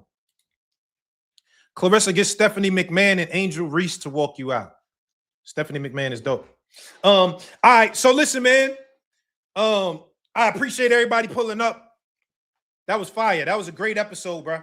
That was a great episode. I'm trying to put together this. Yo, listen, next week, hold up. This is my dog right here. Nah, I got to bring him up. I was about to leave. I can't leave yet. Hold up. Banger. Is this Omari Jones? My young boy, Omari Jones. Hold on. Let me bring up. I think this is him. Let me drop the link. If y'all want to come up and talk, man, I was about to go watch the playoffs, but if y'all want to come up real quick and talk, we could do that. Let me get Omari Jones up here, though. I like that young man. Pause. Omari Jones. He one of the best prospects in boxing. I think that young man got a lot of skills, bro. You know what I mean? Omari Jones. I believe that was him. Yo, Omari, if you in here, hit this link. Hit the link in the chat. Come through. Omari Jones. My boy Lulu. Yeah, man. I'll be on the ball. I'll be on the ball. Pause. That was crazy. I ain't gonna lie, that was crazy. Y'all want Devin Haney in here? We need Devin Haney. I could ask. They say I think Devin doesn't like Najee. I don't know. I mean, we had a little Twitter spat before, but that was a little minute ago. Not personal. Omari Jones, yeah. Yeah, I think that was him. Omari Jones. Banger Jones. Yeah. I like Omari Jones, bro. Oh, this is him. Hold up. Let me bring him up. All right, hold up. Yo, this guy right here, we got to talk. Listen, you know this cigar talk. We bring up the hottest people. We know that already. We do that. We just had a episode with Claressa Shields. But a part of cigar talk is also making sure that we ushering in the next generation of guys that's going to be stars. this guy right here, he's the next generation of that. I think this guy is going to be one of the guys that we're paying attention to. So we got to bring him up. Let's talk to him real quick, man. Don't leave. Hit that like button. My man, Omari Jones. Yo, I didn't set two-tone up. Stop saying that. I didn't. Claressa was in the chat, man. Omari Jones with an O, not the other Omari. It's two Omari Joneses, not the other one. Let me bring him up. Yo. Najee was good, man. What's up, baby? What's going on, man? What's popping? I tuned into the live. I saw you was live. I was like, let me see what's good with my man. We've been going back and forth about an interview. So yeah. Sure. Well, we definitely gonna do it. What we gonna do, and I gotta announce it now because I want people to know. I think one of the things that's dope to me about you is that you move differently than every other fighter. I feel like when I see you come to press conferences, you be wearing suits. And I was like, this guy, Omari, he coming in sharp. He coming in different. So I was like, yo, we got to go suit shopping together and just do an interview. Like, we both go get a suit. You know, I be on DAZN commentating now, so I need new suits. You feel me? That's so live. I want to see if we could go, go get a suit together and just and then do the interview. Let's do that. Yeah, we were supposed to do it in New York, but I know our schedules got, mixed up. But yeah, we definitely, I think that'll be a dope idea, man, for sure. Yo, so tell me, man, where are you at? I mean, I watched your last fight. You shut old boy out. I think that was an first 8-rounder. I believe that was first an 8-rounder. Yes, sir. Shut him out. You did what you. Some people kind of gave you criticism, like, oh, he didn't knock him out or whatever. You know how it goes. Like when it comes to people knocking out. How did you feel about your last performance? Man, I actually felt great, and I felt like that was one of my best performances, if not the best. If you look at the stakes of my opponent, 23-6 with a 90% knockout ratio. So of course you can't just come in there going crazy and just going straight in for the knockout.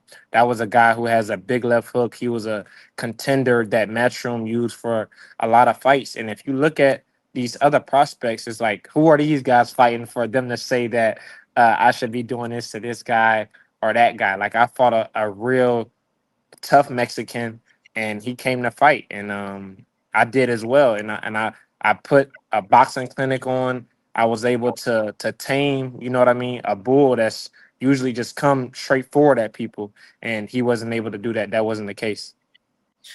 Omari, I think as far as the young boys go, the new crop of guys, you one of them guys to me from what I see. Do you also feel like that? Like, as far as the new crop, I'm one of them that's going to lead the next generation? I definitely feel like that all the way through and through, man. It's like you look at how me and my team move, how I move, and what I got going on. It's like, yeah, that's how I feel, and that's how I'm supposed to feel. And you know what I mean? I promise we're going to keep working our way up, a few 8-rounders. Then we move on to 10-rounders next year, hopefully headlining, in Orlando for my first 10-rounder. And, yeah, man, we moving on up, and I like the way Matchroom moving me.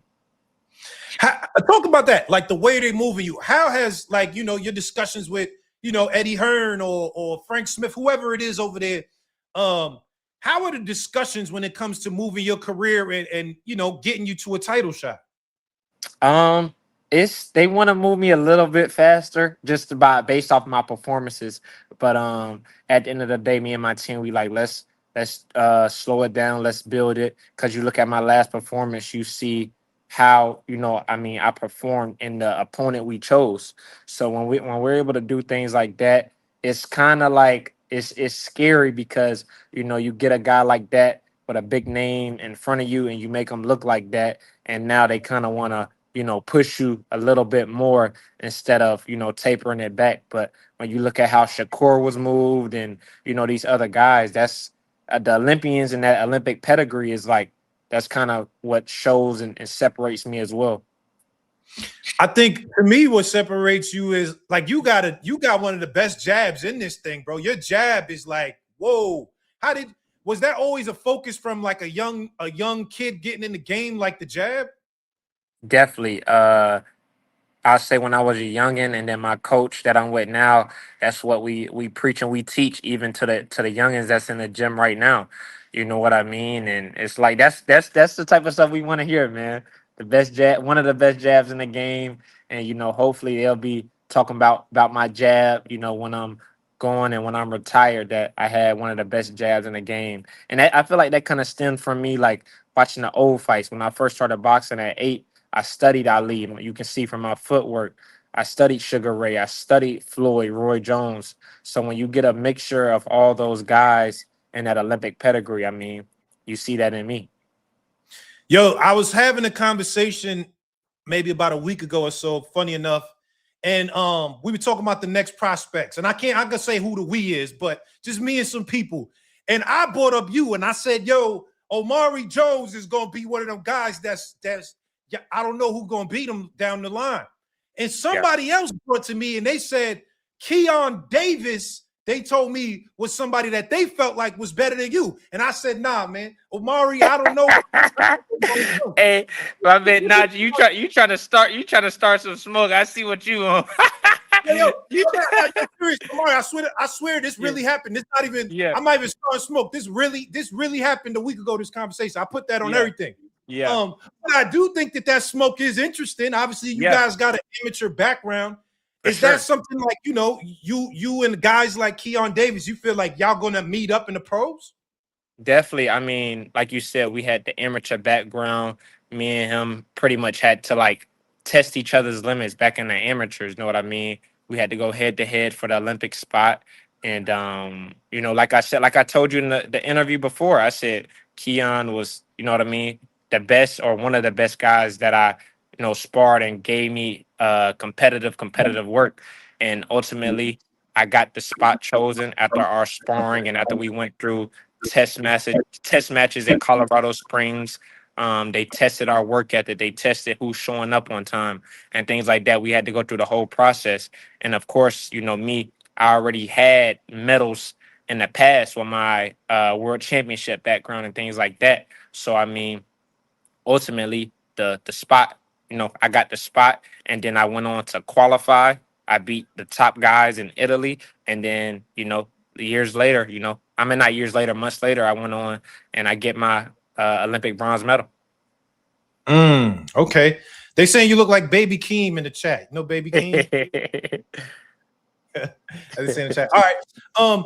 Yo, Omari, just let me know when are you gonna get back in the ring, brother? When are they talking about next dates? What is it looking like? I can't really say because it ain't officially announced, but just know we looking at sometime. I'll say anywhere from the next 6 to 9 weeks. I'll say that 6 to 9 weeks. Okay. Oh, I meant to ask you this because I was at the press conference. We didn't see each other. You was in the front. I was on the other side. Yeah, Xander Zayas. I was at the press conference and Xander was like, he said something like, he said something to Boots like, yeah, you gonna see, and your sparring partner know. And Boots was like, what? He was like, yeah, your sparring partner. He pointed to you like, yeah, him over there, he know. He gonna tell you. And then I saw you like, what do you talk about? Like, what was that? Like, what was that? Yeah, I had to make the tweet to clear things up. Because I remember last time, I think you asked me the question about if me and Xander fought in the amateurs. I said, yeah, like 10 years ago, like when we was kids. So, but when he talked about sparring, I was like me and you never sparred like recently, not a year or two ago. If anything, you know, me and my team, we reached out to spar him to go to Miami because Orlando to Miami, that's a 2-3 hour drive. So we like, yeah, let's work. Like that's a no brainer. But, you know, we never got the call back. And yeah, I had to clear that up as well because I'm not Boot's sparring partner. But everybody was looking confused, like, you know, what is this dude talking about? So, you know, before they talk, you know, they gotta have, you know, the facts, or else they're gonna look crazy like he did. So you never sparred Boots, never. Never spar Boots, never spar Xander. The only time you and Xander fought was like amateurs? Yeah, like 10 years ago. Okay.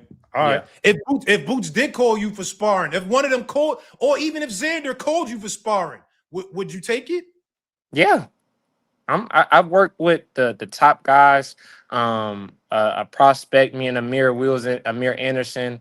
We sparred. I sparred Yaneli Hernandez. I sparred Tevin Farmer. You sparred Yo-Yo? Yeah, I sparred Tevin. Hold on, Omari, tell me Farmer. about Yo-Yo, because Yo-Yo looked like a beast, Omari. He looking crazy. That was great. That was great work. I mean, hey, I like I said, I've been in there with the best of the best. So it's like, I spar, like I said, I sparred the top guys, and I sparred Mo Williams. Like I said, it's like I sparred a lot of top guys. You know what I mean? So it's like for me, and I fought all over the world, top 10 guys. I was top 3 in the world. You know what I mean? As an amateur, you know what I mean? So it's like I'm here to be the best. You feel me? So Yeah. yeah, Okay. I like that you spar Yo-Yo because I think he's like he look kind of scary. That guy. I ain't gonna lie. He be looking scary, man. we like to test ourselves, man.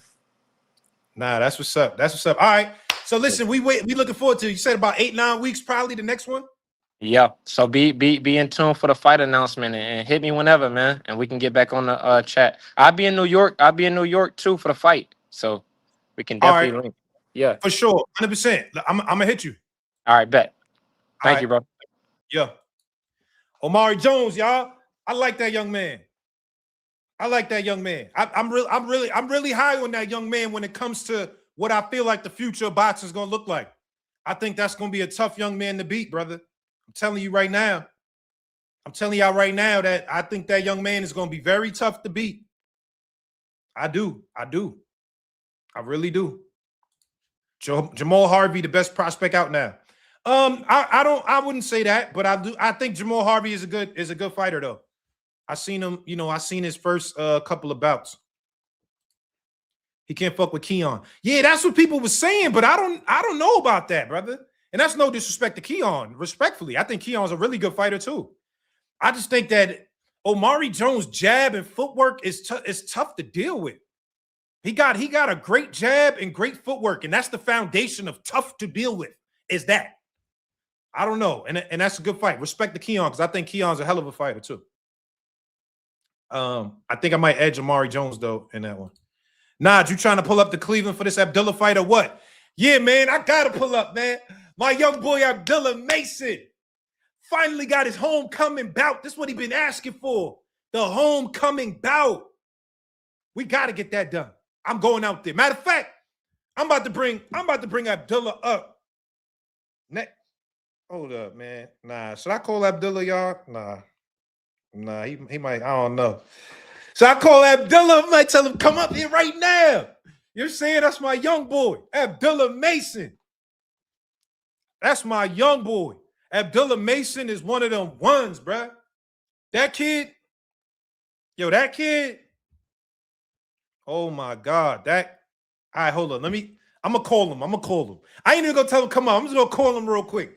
I'm about to call Abdullah Mason just for y'all, chat. Y'all know I just be calling people because y'all ask for it. Ain't no other show in boxing that just calls people to get them up because y'all ask for it. Hit the goddamn like button, bruh. Come on, man. Hit the goddamn like button. Come on, man. I'm about to call Abdullah Mason, bruh. That's my little man. All right, let me put it on mute because y'all know I don't like to pop people. I don't want to do that. Just surprise you on live. So I'm gonna put him on mute real quick. I'm gonna stay on. I'm gonna put it on mute. I'm gonna see if he want to come on. I'm gonna call him. Hold on.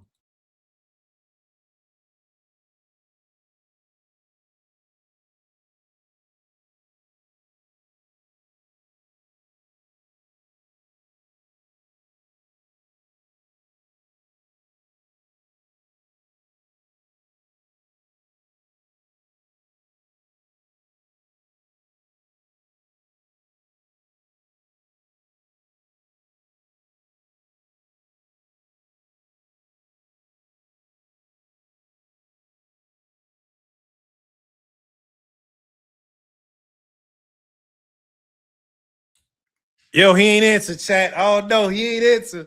I hit him up. He ain't answer, chat. We go see. He didn't answer. Let's see if he call. Oh, he's calling back. Hold up. He's calling back. Let me put it on mute. Hold on.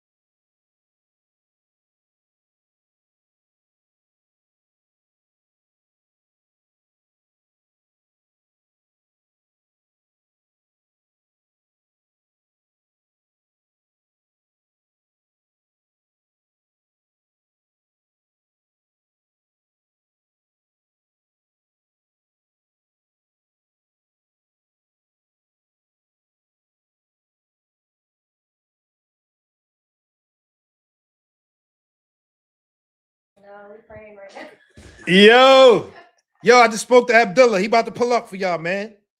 Yo, he said he got a couple minutes real quick. He about to pull up. I'm gonna send him. Let me send him the link. Let me send that boy the link. Yo, Lulu, you funny as hell. Lulu. I ain't even gonna lie. Lulu funny as hell, bro. Lulu funny than a motherfucker. Not eight. Chat, y'all know I do this for y'all, chat. I know I'm missing the playoffs too, bro. You ain't the only one, man. I want to watch the playoffs too, bro. I appreciate it. I appreciate it for real. I really appreciate y'all for real, chat.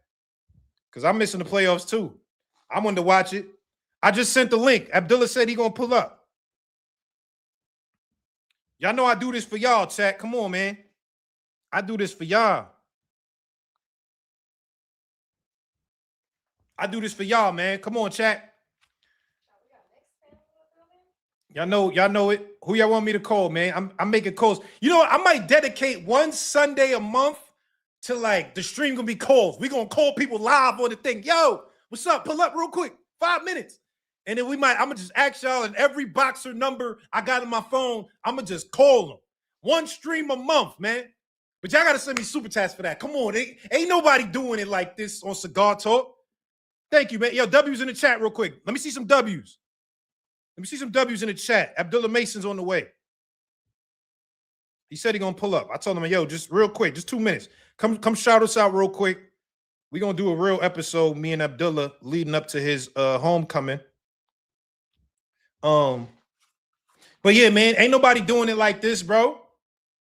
Where we could just chill. I see them W's. I see them W's. I appreciate y'all. I see them W's. All right, let me set it up. Let me set it up. Yeah, Lulu is funny as hell, for real. Lulu is funny. All right, let me set it up real quick. Set the table.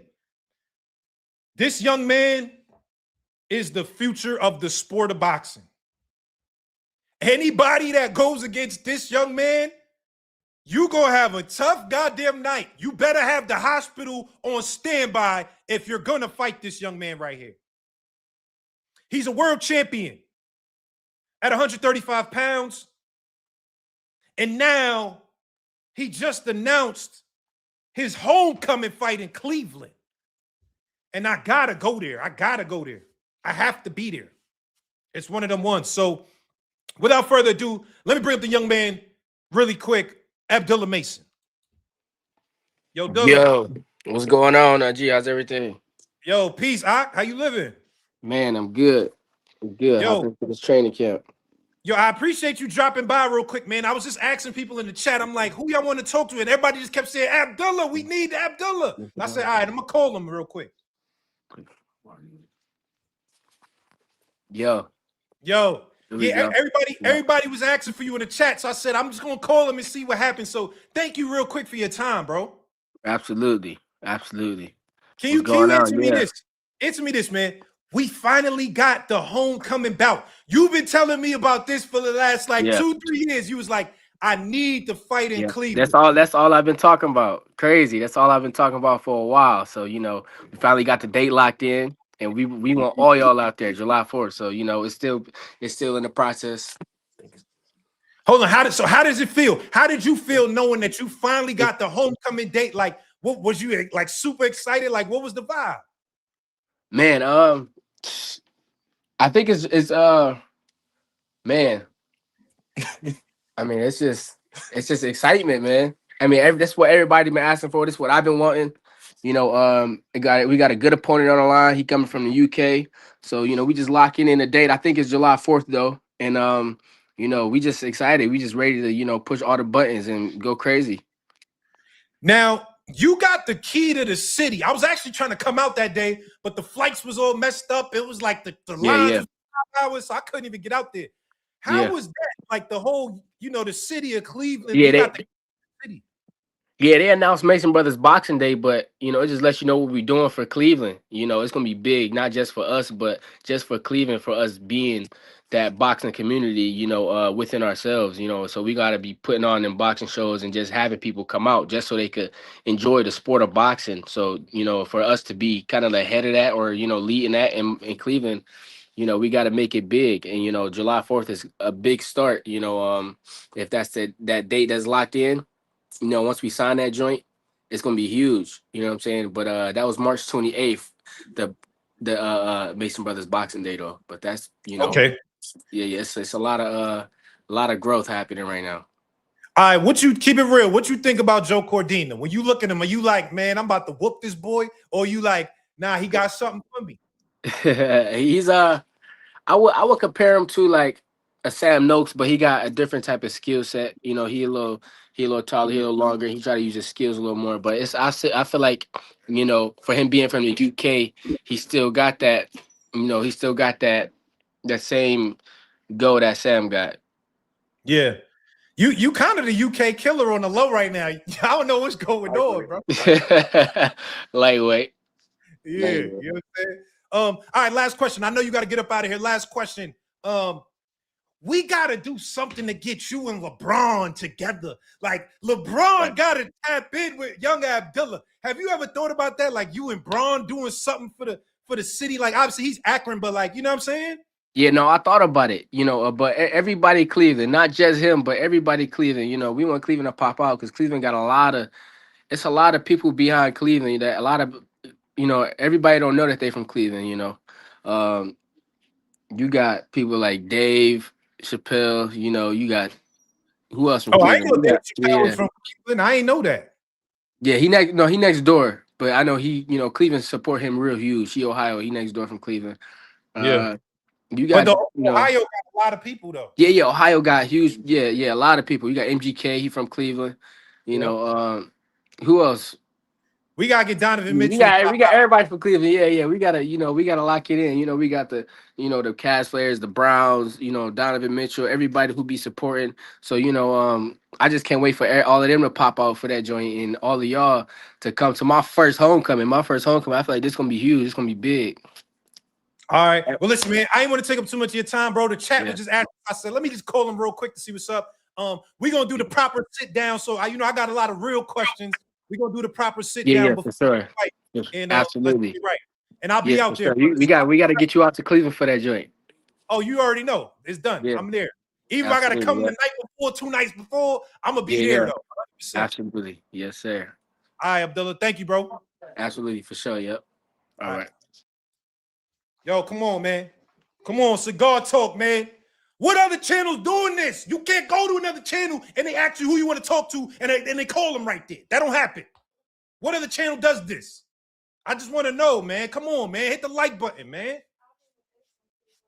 said who? Al Heyman. Oh, my God. We got to get Al Heyman to the fight. Oh, Lord. Al Heyman. Nah, we got to get Al Heyman to come to Abdullah fight. He ain't even PBC, but yo, Al, pop out, son. You know what I'm saying? If I get that Al Heyman interview, bro. Deontay Wilder? You want me to call Deontay? Call Wilder? Nah, that's too much for today. Nah, I'm going to do it. I want to set it up like a day where we could just do a day. Like a day for us. Like, yo, I don't got no guests. I'm chilling. Who y'all want to talk to? And I'm going to just call mad random people and see who. They got to work for it? Yeah. Like Alexa said y'all got to work for it. Alexa said y'all getting the content too easy. Yeah. They got to do something. Nobody else does this. Nobody, right? What they got to do? What they got to do? Like, I don't know. The chat's got to reach like a certain number. Chat got to get a certain number. Chat got to hit a certain number. Y'all heard her. Chat got to. They said call Tank. Yo, bro, if I hit Tank right now, it will go viral. He will curse me out live. Call Tank is crazy. I ain't gonna lie, man. All right, yo, this was a fire episode, though. I swear to God, y'all get into 1,000 right now, I'll call Tank. Y'all put it at 1,000 fucking people in here, and I will call Tank right now. And y'all know it's gonna be viral. Y'all know it's gonna be viral. Put 1,000. If we get 1,000 people in the next, man, I will call Tank right now. I got the number right here in my phone. I'll call him right now, bro. I put that on. Yo, I'm not guessing it. Swear to God. I'll hit him up right now. We get 1,000 people in here. I swear to God, I do. Swear to God. 1,000 too much. 1,000 too much. Calling Tank is too much. Who else you know about to hit Tank? Nobody doing that. What you talking about? That's not too much, bro. That's y'all asking me. Come on, bro. Miss B, great show. I'm calling off work to go to Mason fight. I can't wait. My first time going to a fight. Cleveland, stand up. Wow, Miss B, salute. Thank you very much for pulling up. Thank you very much for the super chat. Yo, first fight. What's up? You're gonna have an amazing time. This is a hell of a first fight to go to. Abdullah Mason, salute to Cleveland for sure. Salute to Cleveland. My man Polo in the building. Nasty 5-piece called Boots. Called Boots. Come on, man. We could listen. Y'all gotta get them numbers up, bro. I'm just saying, nobody else doing this, bro. I swear, if y'all get 1,000, I'm hitting Tank. I swear. I can't control that. Listen, I can't control who answers. I can just control if I do the call. You know what I'm saying? That's all I could control. So, you know what I'm saying? Tank is gonna be pissed. Yeah, it's gonna go. He's gonna wild out on me. Y'all know that's what I'm saying. I need 1,000 for the wild out. I can't just be doing that for where we at. We only at 350 now. We was almost at 600. Call Leonard Ellaby. They want Leonard. They want Leonard. They want Leonard. How much for Adrian Broner? I have a special message for you. Shout out to Cigar Talk, man, that is covering it. You dig? I'm going to be over there and listen, and I'm going to light that cigar, and I'm going to light that audience up. Just be patient. And you cannot count Devin, Tebow, the Dream Haney out. I will be back, and I will have something very monumental and important to talk about. You dig? Because ain't nothing casual about me. Yo, listen, hold up. The chat is going. They putting flame emojis right now, Bill. Can you just answer this, Bill? When is the next Devin Haney fight? The chat want to know, when is Devin about to step back in? 27 years old, 33-0, you know we coming right back, and we coming back fast. But guess what? I'm not coming back casual. I'm going to come back and tell them something to say. And guess what?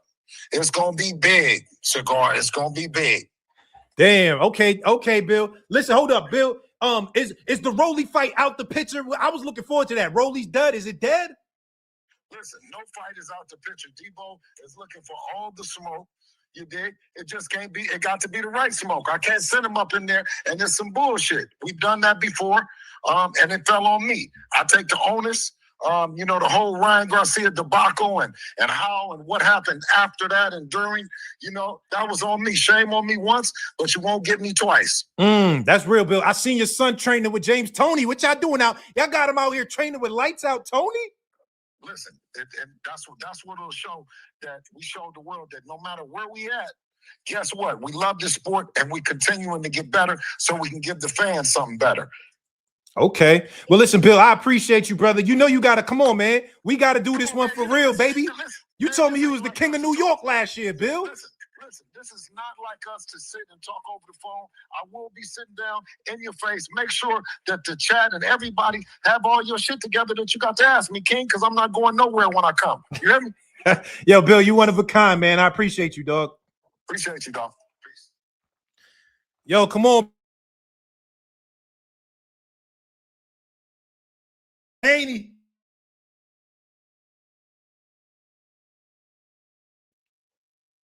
Verizon B. Hold up. Y'all hear me? Yo, y'all listen. All I gotta say is this. Love him or hate him, Bill Haney is like, you can't, it's just he's one of a kind, man. Bill Haney is one of a kind, dog. There's nobody like him. There's nobody like him in the sport of boxing, man. Bill Haney is one of a kind. Bill Haney is one of a kind. Oh, my boy Richie Baby in the building. Richie Baby. I did a super chat. Is my page messing up? I don't see. Hold on. Let me go through the super chats. Oh, I see it. Nah, you hear Richie Baby? Salute, bro. I appreciate that. Richie Baby. Call Al Heyman. Nah, y'all need 2,000 for me to even. I don't got Al Heyman number. But I got people numbers who's, you know what I mean? You know what I mean? We could get the Al. But is he gonna get on the line? Probably not. But I'll make the call. You know what I mean? Broner should be 300 viewers. He fell off. Damn, don't do that to my boy AB. That's still my dog, AB. That's my dog, AB. Yeah, Bill's good for boxing. I agree. David Toussaint was popping. Yeah, Bill's good for boxing, man. He's his own personality, brother. You know what I mean? The day you get Al Heyman is the day they get Alexa. Yo, my girl said she popping on the stream when Al Heyman come on. She said the day Al Heyman comes on is the day she coming on. Call Sam Watson in. I got, Sam, my man. That's my OG, Sam. I could call him. But yo, y'all all called out today. We got to set up another stream because we already done had a bunch of stuff going on. So I'm about to get up out of here, watch the playoffs. I'm gonna get some food. The nigga hungry. Oh, they told me stop saying the N-word too. So a brother is hungry. You know what I mean? So yeah, man. Nah, my super chat, you be slacking. Yo, Polo. You say, oh, I miss it. Nah, you know we ain't hitting a stack. Yeah. Polo, come on. That's You didn't even let nobody come up. Yeah, I should let them come up. Like 2 people. I feel like they wasn't trying to come up. Like I was going, yo, salute Polo. Thank you for the super chat, bro. Nah, bro. Listen, a stack from if y'all want me to call Tank and get embarrassed, it gotta be worth the numbers. I'm not gonna just do that for free.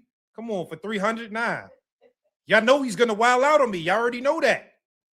Y'all know he's gonna wild out on me. So it's like, Yeah, do a face reveal next time. if he gonna wild out, I need at least 1,000, B. I just dropped the link. You think I'm like 2 people up here? Do like 1. We ain't trying to have you like 2. I'm trying to watch the playoffs, man. Shit. Who told you to stop saying the N-word? Who's they? People I'm trying to do business with. They don't like that I say the N-word. But I said, y'all know I'm from Queens, man. You know what I mean? But yo, what's up? It's Najee from Cigar Talk.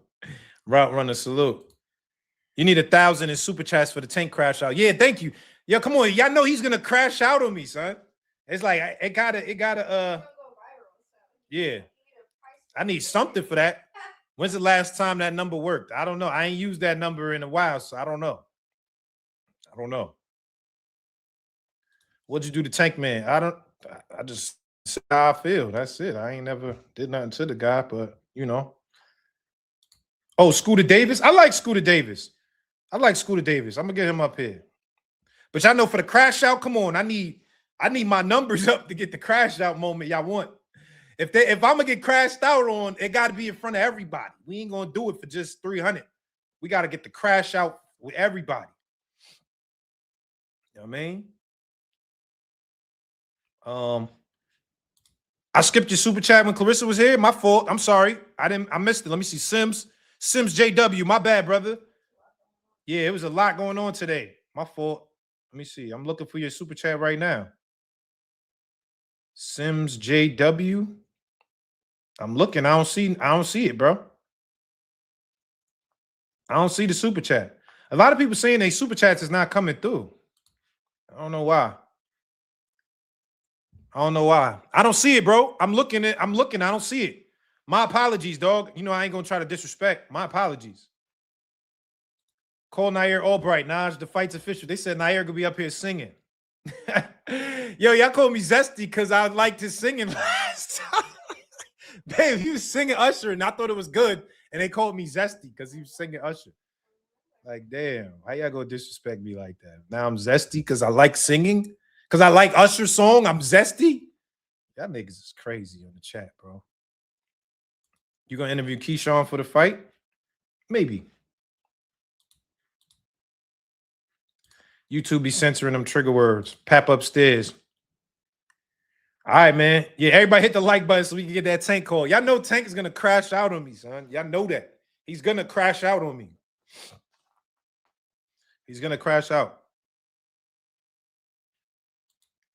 They say he got me wet. That is insane. John Perkins, that is nasty work. That's crazy work. Babe, we going to the Usher Chris Brown show, though. We going out there. We got to go to there. Better. You know what I mean? Where to get Nah, you got to get Cameron Killer. Okay. You know what? Y'all want to see Cam on here? I could probably get Cam to come pull up. If y'all want me to get Cam, I ain't gonna do it today, but I could probably schedule Cam to get on here. For real. I could probably get Cam to pull up, show us some love. Cole Richardson Hitchens, we have questions. Oh, yeah, y'all ain't like that. People, we didn't like, that Oscar Duarte, that was that was nasty work. That was nasty work. That was nasty work. Yeah, man. Yo, but listen, I'm about to go watch the playoffs, man. We've been on here for 2.5. I got to get some food, man. Thank y'all very much for pulling up. This was a great episode today. Salute to Two-Tone. Two-Tone, the superstar. He came, he did what he did, stood on his square. He got cooked by Claressa, but he stood on his square and did what he does. And I like Two-Tone. I respect Two-Tone. I like what he brings to the boxing game. I don't always agree with his takes. I feel like actually most of the time I don't agree with his takes. But I like what he's bringing to the game, man. So salute to Two-Tone. And then, of course, salute to the GOAT, Claressa Shields, the greatest woman to ever lace up a pair of boxing gloves. Came on the show, cooked Two-Tone real quick, gave us a little interview, gave us a couple, you know what I'm saying? Salute to the GOAT. Salute to Bill Haney. Salute to Abdullah Mason. Salute to Omari Jones. This was a great episode, low-key. Oh, Richie Baby, he says Uncle Calvin is busy in camp, y'all. You know, Richie Baby tapped in with Calvin and tanking them. You know what I mean? So, yeah, man. Yo, listen, I appreciate everybody. Thank you very much. We'll be back next Sunday. I'm going to get some guests. We'll be back next Sunday to do this up again the way we do it. Y'all know Cigar Talk. I don't got fans. I got family. I don't got supporters. I got family. You know what I'm saying? So if you drop the super chat, you family. If you left a comment, you family. Thank you for watching. Thank you for that. Everything you do. Slayboy 504. Naj, the realest in the game. Much love from Hawaii. Yo, thank you, bro. I appreciate you rocking with me. That's crazy. Salute to Hawaii in the building. We got Hawaii in the building. I've never been to Hawaii, bro. I got to get out there. Alexa want to go to Hawaii now. See, Slayboy, look what you doing, man. Salute, Najee. Great stream. Thank you, my brother. The Nigerian Nightmare. The Nigerian Nightmare. Salute, bro. All right, man. Yo, listen, we back. Make sure y'all check out. If y'all missed the interviews I dropped last week, Eddie Hearn, Xander Zayas, they both did really well. Did a lot of, kind of went viral as well. So, salute. Thank y'all. Let's tap in next Sunday, 2 p.m. We'll be back. We out of here.